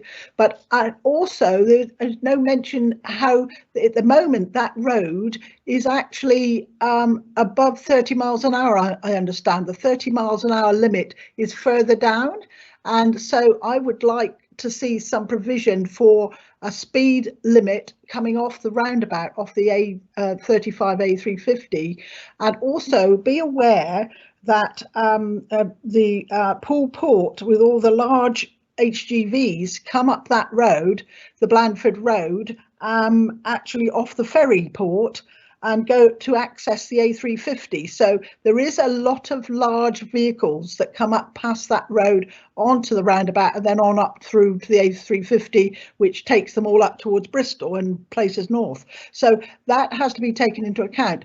The fact that the highways officer said, oh, at the moment, this is only the traffic movement at the moment. Of course, it's very little because there's no big Aldi's there or any big shop that's going to attract a lot more traffic. So I would actually ask that the monitoring starts almost immediately as soon as the shop is open to actually monitor the vehicle movements. Yeah, I'm very saddened that there's not a controlled crossing with lights. And there's only a central reservation. We've had problems with this in the past, and I think that actually, you know, if we could change the policy so that more safety for pedestrians is actually to the fore, rather than it's got to be left until it's almost a fatality before anything's done, that is not something that I like at all. And I think that it could be incumbent on the actual Aldi's offering that almost now, rather than waiting until the monitoring's been done. I mean, that could be a nice thing for them to do. And also, I think the footpath and the arrangement at the back of the site would actually obviously enable lots of the housing estates on the other side of Upton to be able to access the site very well. And I hope that the town council will actually talk to Aldi and get that sorted. We've got to remember that when we in the old Purbeck District Council area, Upton was the second biggest town in Purbeck. It was Swanage, Upton, and then Wareham. So we've got to remember there is lots and lots of growth in Upton. And also the other thing I'd like to mention, and ask why is the actual finish of the colour going to be a grey and black anthracite? Why can't it actually be more environmentally friendly with shades of green or something like that to fit in, because it is quite near the bypass, and it does, when you look across at it at a distance, there is a lot of heathland behind it. So I do think that some of these buildings could look a lot more environmentally friendly with the colours and the finish of that, so they fit into the background a lot better, and they don't look, you know, this looks almost as if it's threatening with this colour. And I think that would be something that could be asked or put into the equation. Otherwise, I mean, it's the access and the footpaths that I'm very worried about. We want to encourage people to cycle and walk, and I don't think this, at the moment, this application actually lends itself to that at all. Yeah, so can I have some answers, please? Thank you. Thank you. Andrew, do you want to come in first, or shall I invite Colin? I'll come in first. Obviously, there was some discussions relating to cycle links and loops and details. These are detailed here, not very clear. You got 5 cycle links in relation to that. In relation to the crossing, it's probably best that Colin deals with those aspects. And in relation to colours, obviously this was considered. It's not within a protected area. It's not within the conservation area. It's not within the AOMB. It's not within any other protected areas. And the form and materials proposed are not unacceptable. So therefore, there wasn't any strong feeling in relation to could we ask for greater colours in relation to this site. If you consider what's there at the moment, there's a much improvements on the existing situation, and also the surrounding properties are more modern residential properties. So the brick highlights the nature at the bottom. Obviously, it is on an edge of that settlement location, and so the design and form and materials are not considered to be unduly harmful in this area. Thank you, Chairman. I'll pass on to Colin to deal with further highway aspects. Yeah, hello, Chairman. Colin Graham again, Dorset Council. Just coming back to Council, as I was commenting about the speed limit, the 30-mile-an-hour speed limit, I had said earlier on was actually, sorry, just looking at my notes here, is actually 66 metres thereabouts from the new proposed store entrance, and that is also about 48 metres away from the proposed refuge. The first 30 miles an hour. The safe site stopping distance for 30 miles an hour is 43 metres. So yeah, the worst case scenario, somebody had to pull an emergency stop, it would in fact be much quicker than that, but it's covered under Main Ilford Streets, which is what I have to operate with. Thank you. Okay, thank you very much. I'm going to move on to the next speaker now, and that's Robin Cook, please. Sorry, can I not come back on that, please? Very quickly, please, Beryl. Yes, I mean, actually, when he said it's where the 30-mile limit starts or finishes, can he show it on the plan? Because I thought it was past the entrance towards Upton itself, rather than actually including the entrance. So I would like to know that. And you know, is there any other influence that we can bring on that would actually ask Aldi to actually put in a safe pedestrian crossing? It would be in their interest to do that. And can I ask that of Andrew Collins, please? Thank you. It didn't answer all my questions. Okay, that's fine. Andrew? Obviously, what we have got is the proposed section 106. What that requires is from 2 months, there'll be a monitoring of that site from when it first opens. So that monitors the actual crossing in use, and also the actual movements of vehicles along it. So then as explained before, there's a formal correlation between the two, relating to there's a national recognised requirement to, if it meets a certain requirement, then there's a need to the upgrading of that crossing. So as you clearly identify, Councillor Ezard, that there is no need to go to that site at the moment. So there's no point putting something in when there isn't the demand, and we don't know that demand at this moment in time. So you put a temporary the pedestrian refuge in at the moment. Then from 3 months on, you have formal monitoring of it, and then that will be monitored on an annual basis for up to 5 years. That is what is proposed under the Section 106 agreement. So at any point during that monitoring, then it meets the tests, then it could be requirements that Aldi would upgrade that crossing to a pedestrian lighted crossing. From anecdotal evidence that I'm aware of, that if you do have a crossing that's always on green, people get used to it always being on green, are less likely to stop than if it's going to be changing to red on a regular basis. I'm not an expert in this field at all, so I that's my understanding of it, but I'm sure Colin Graham could clarify that aspect. And my understanding is that, if I get my cursor again, won't be a second here. My understanding is that the 30 limit is approximately there. Colin, can you confirm that? Can I come back on that, Andy? Yeah. It's actually just where the curb line meets the edge of the plan. Oh, right, sort of there? Yeah, no, sorry, I can't point, can I? No, the curb line at the edge of the plan, where the road meets the left-hand side of the plan. It's about there. Okay, yeah, no, that's fine. So it is to the north of the access. So I measured it about 66 metres. Thank you. Okay, and Colin, can you also comment? Can I just, sorry, Andrew, can I just confirm then that from where the cursor is at the moment, the whole of the stretch of the road down past the entrance to the proposed site, it will be, or is currently, 30 miles an hour? Yes or no? Yes. Thank you. Andrew. Also, I'm just saying the same to Colin, can you confirm the aspects relating to the crossing upgrade? Obviously, I've alluded to it from my understanding, but from a more technical point of view, I think Councillor Brenton, apologies, Councillor Ezard wants further clarification in relation to that. Yeah, the clarification is that normal national criteria is to meet a formula ADBV squared, and once it meets that, a certain factor, that would then trigger the requirement for a crossing. As soon as it meets that at any time within the 5 years, and I just suggested that you don't do your first, you're allowed to settle in for 3 months before you do your first measurement. anytime it triggers that, one can insist, the highway authority can insist on the crossing going in.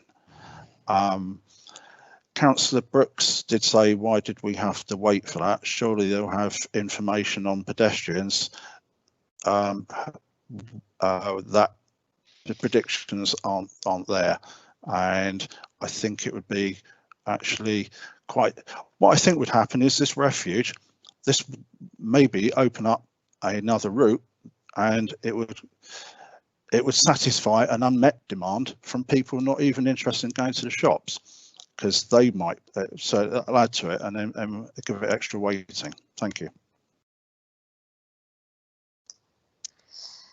Okay, I'm going to move on now to the next speaker, and that is Robin Cook. Thank you for being patient, Robin. Thank you, Madam Chairman. This is, I see it as a really, really good scheme. It's making really great use of a bit of almost wasteland that's been an eyesore for a number of years. And judging by the letters, there's overwhelming support in favour of it. And to my mind, it's a very sensible place. It's well linked to the main routes and so on, and it's not going to take business away from the town centre to any great degree, so it has a lot going for it. I think Aldi as well, a professional retailer, I think they do know what they're doing in terms of the layouts and how the car park will operate. But quite rightly, I have sympathy with the concerns and the comments raised both by members and by some of the objections in the letters, mainly about the crossing. Obviously we've heard a lot about that, and about access possibly via a footpath. I think it was going to be somewhere on the northeast of the site where there's a ransom strip. Well, those two things are not insurmountable, and we've heard from the officers that the crossing, the money is hopefully going to be there with an S106 if it meets the national criteria. So there is already a mechanism in place to put one in should it meet the national criteria in due course. The footpath, as I understand it, that probably is something that will be negotiable, and I'm sure that Aldi would want to perhaps step up the footfall. They'll probably do their best going forward to negotiate with the landowner. So I don't think they're justifiable reasons for perhaps looking to overturn this or refuse this application. The one thing that was touched upon earlier, we don't seem to have had any clarification on, is the possible abuse of the car park. It was mentioned briefly, I think, when Andrew did his presentation, but, you know, outside of closing hours, we didn't know whether that car park is going to be sealed off from joyriders, skateboarders and various other people that tend to access these sort of areas outside of trading hours. So whether we can condition that if there isn't already an allowance to close it off. But otherwise, I'm very, very happy about this. I think it's a really great asset for the Upton community, and I would be happy to propose it. Thank you. Thank you very much, Robin. Would your proposal also include the previously discussed informative note regarding management of deliveries? Indeed, I think that's quite a sensible approach. As I did say earlier, it's important to have that in there, but Aldi, I think, do know what they're doing in terms of a retailer. They're not new at this, and I think they've probably looked at all these options. But yes, wouldn't do any harm. If we can do it legally, let's do it. Thank you. Okay, I'm going to refer back to officers and ask about security of the car park after trading hours, please. Thank you very much. Andrew Collins again. No security measures are proposed in relation to that. We couldn't have a height barrier or anything because of the height that was needed to get the lorries through. So if members are concerned relating to that, there could be possibly an additional condition relating to some sort of security measures relating to that, but then it's all to do with how it is opened and closed. I haven't heard anything. I just need to consider that myself before I formally propose any formal wordings. Okay, I will leave you to consider that, and I will move on down the list because I still have a long list of members. Some are coming back for a second bite at it, and the first one is Alex Brenton. Thank you, Chair. It's a question as much as anything else, but could I have clarification from Colin Graham that the road proposed with the refuge and the turning right bit in the middle is substantially wider than it is now because of this issue that Cherry or Beryl came up with, that you know, heavy lorries coming up from the port. We do regularly get complaints about the amount of heavy lorries on Blandford Road North, and it would just be not as terrifying if you were on that refuge in the middle of the road if the road width was already wider. I assume it is, but could I just have a clarification? Through you, Chair, would you like me to answer that? Colin Graham here, Dorset Council. Yes, please. The road is going to be sufficiently wide enough. It's already been safety audited. It is standard national criteria for the lanes. So yeah, it will be wider. And I understand what you're saying about heavy traffic. And yeah, when it gets further down the road, it's actually signed that it's not suitable for them. But I appreciate practical enough to realise that it doesn't stop them. But yeah, it's all been safety audited and it meets with national criteria. Thank you. Okay, Alex, did you want to come back? Only to say thank you very much for the clarification. Okay, right, I shall move on. My next speaker then is Shane Bartlett, please.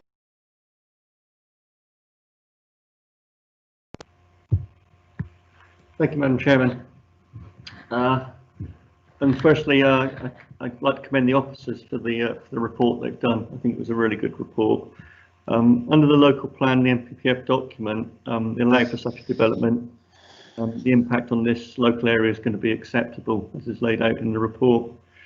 I think it's going to bring much needed employment opportunities, are a positive economic contribution to the local economy, and I'm satisfied that there's no overbearing or privacy issues with the neighbouring properties.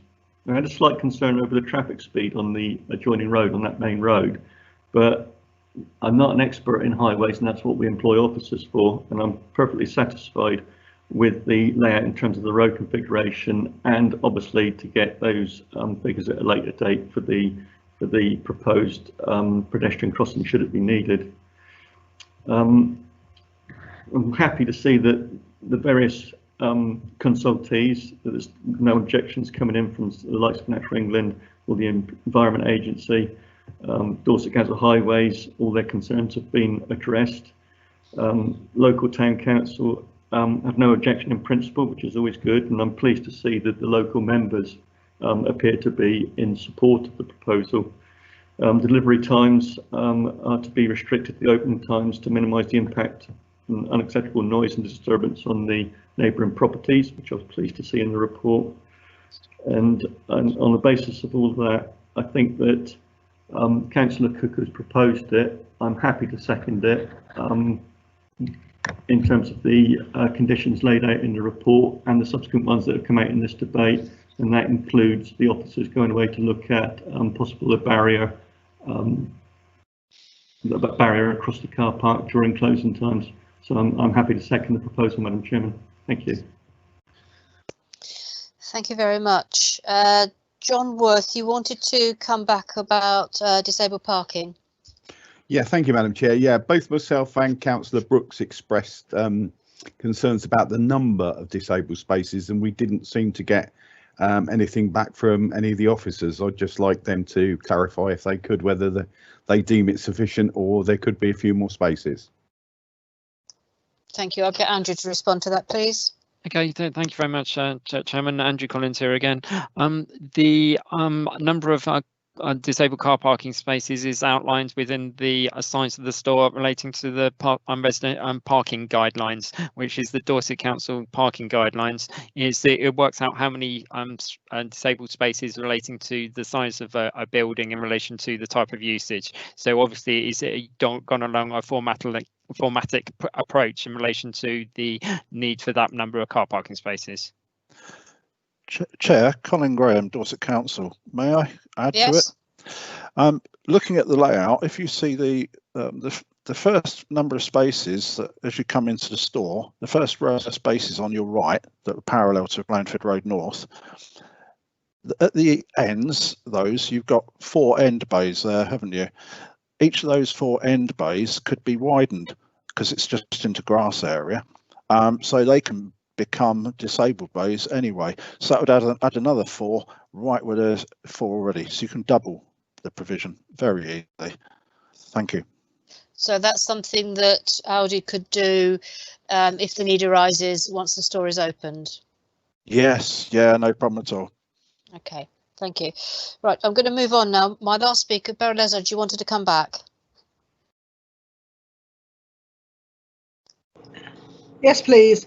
Just to say, I think the highways officer mentioned that the footpath round the back of, or the right of way round the back of the whole site was maintained by Dorset Council and could be upgraded to disabled access, wheelchairs and buggies and things. Could he confirm that that could be something that the Dorset Council will do in line, obviously, while this development's taking place, so that people can access that right of way or that footpath easily if it's in his remit to do so?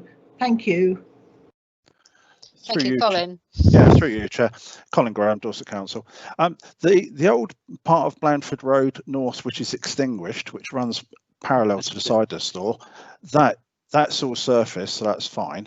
As you then reach the top northwest corner, that's where it becomes bridleway, and that's where it's just sort of gravel track at the moment, running through to the housing estate. And somebody else has got their microphone on. Yeah, that is not within our control. So it's a bridleway, so it's suitable for obviously horses, bicycles, and pedestrians and buggies, etc., etc. But if it was to be upgraded, that would need the consent of the landowner, which I already alluded to, as I've been informed. That's owned by the parish council, so that would need their agreement, and I believe that Aldi would be, well, it gets more customers. I don't see why they wouldn't bother upgrading it if they got consent. They also, I was saying that from the if you lined up the elevation of the front of the store where the disabled parking bays are, if you projected that across the car park to the north point, there's a tree there and some buildings. That's the more direct route I alluded to. That's one that I'd also pursued that we would like to get, but because it goes onto this parish council land, that would need a ramp forming in the parish council land, and again ideally surfacing, so it would need Aldi to or the agreement consent from the parish council. Thank you.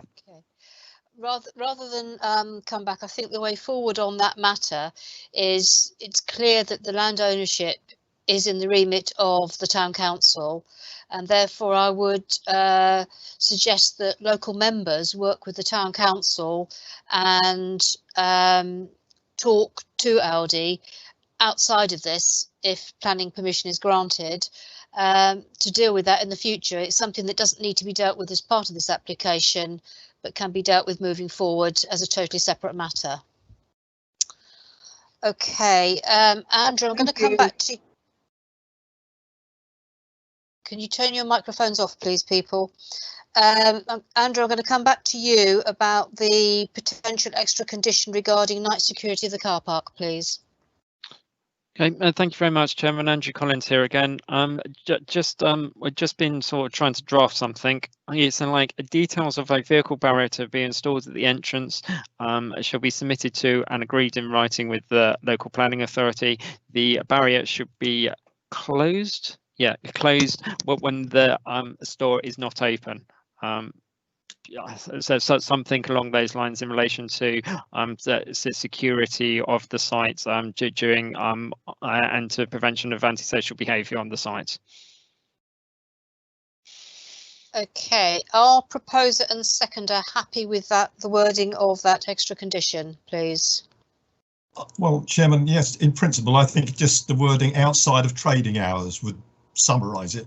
You know, you said when the store is closed, outside of trading hours, I think sufficient, but I would be happy with that in that format. Thank you. Okay, and seconder Shane Bartlett, please. Yes, I'm in agreement, Madam Chairman. Thank you.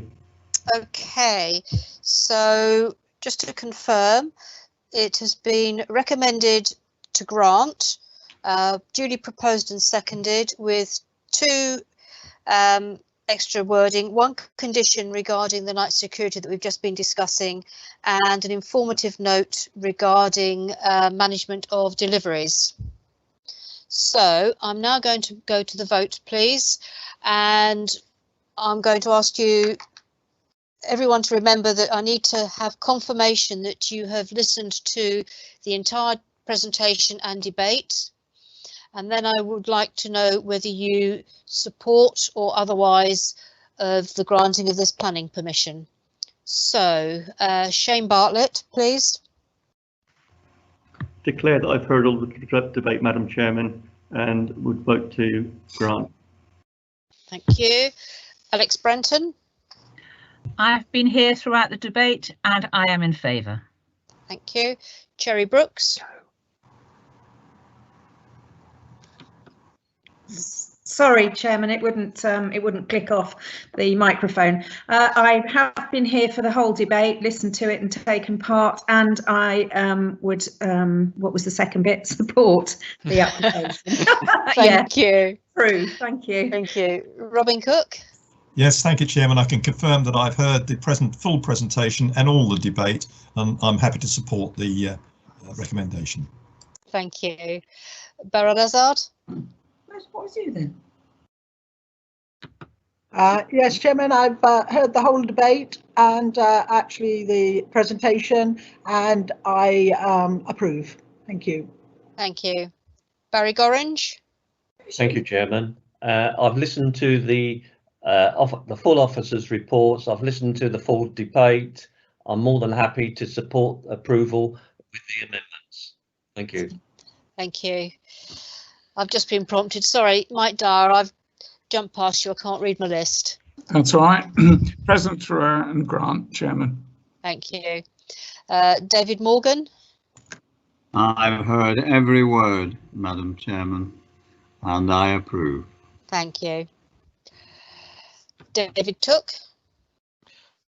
I've listened with great interest to everything and I approve. Thank you. Bill Trite. Confirm that I've heard every single word and I support. Thank you very much. And finally, John Worth. I confirm I've heard the full report and fully participated, and I support this application. Thank you very much. I'm just going to go for confirmation from David Northover, please, the outcome of the vote. Chairman, the outcome, sorry, Chairman, the outcome of the vote is that everyone's in favour, so that's unanimous. Okay, thank you very much. Therefore, this application is granted with the two extra conditions. Thank you all very much. Chairman, can I just come back on that point? It's recommended subject to this section 106. Sorry for the minute. Kim Cowell here. Thank you. Yes, I should have picked that up. So yes, as you said, subject to the section 106, which is very important. Okay, anything else or shall we move on? Okay, I'm now going to move on to our next application, which is agenda item 6/2020/0167, and that is alterations to Field Gate and creation of a pedestrian gate at St George's Primary School, 76 High Street, Langton Matravers. And Liz Adams, you're going to take us through this one, please.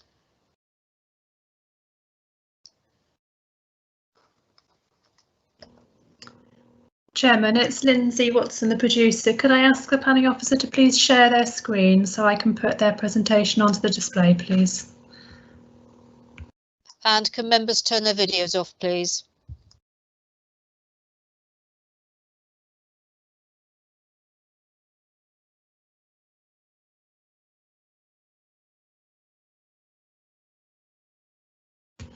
Is the planning officer able to hear us? Elizabeth, can you hear us, please? Is there another planning officer? Kim, do you have the presentation? Does somebody have the presentation that we can display, please? Yes, I'll look for it. Hold on a second, please. Okay.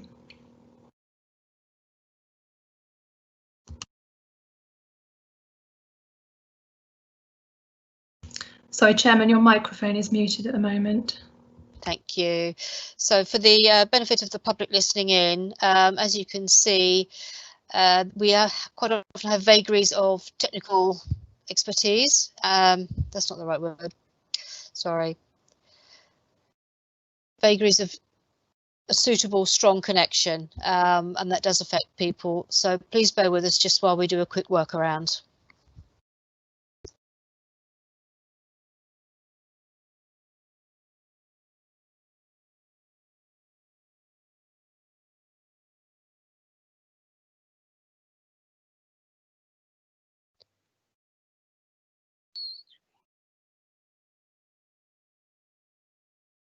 Just bear with me while I find the presentation.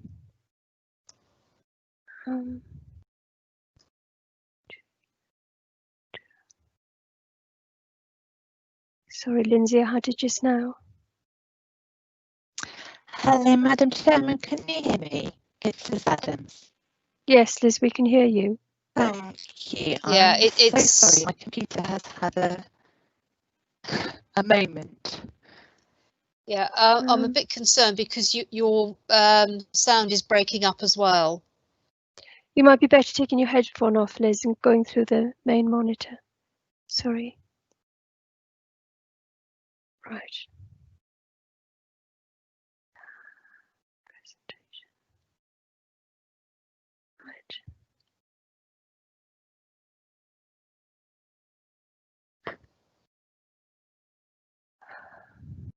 Sorry, I'll be with you in a second, members. I found the presentation. I've got it on my screen, but I can't seem to, when I'm sharing, I can't seem to get that one.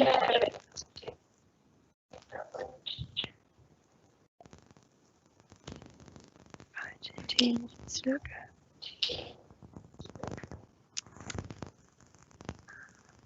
Right, let's see if I can get it this time.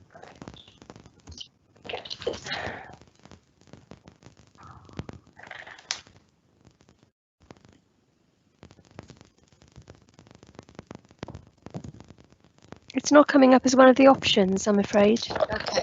I think what Andrew, I was going to see if Andrew could get it.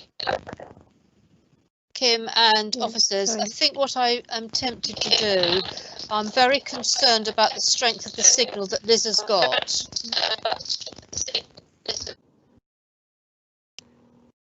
Can everybody please turn off their microphones for a moment, please? I'm very concerned about the poor sound quality on the video feed from Liz, and I'm going to suggest that we take the adjournment now and we defer this application to when we resume at 2 o'clock to allow officers time to sort out the feed so that we get a proper, strong connection and that we're able to hear the presentation properly, because I'm concerned that if we go ahead at the moment, Liz is not going to be able to give her presentation properly because we're not going to hear it. It's going to keep cutting out. Can I have a response to that, please, from officers? Yes, I think that's a good solution, Chairman. I'm sure that we'd agree with that as a way forward.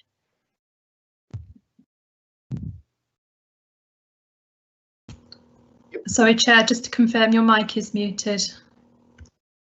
Thank you. It's on and off, on and off. So I'm going to go with adjourning the meeting at this point until we come back at 2 o'clock to allow time to get the technical bits sorted. If there are any members of the public that are listening into this, I do apologise for this.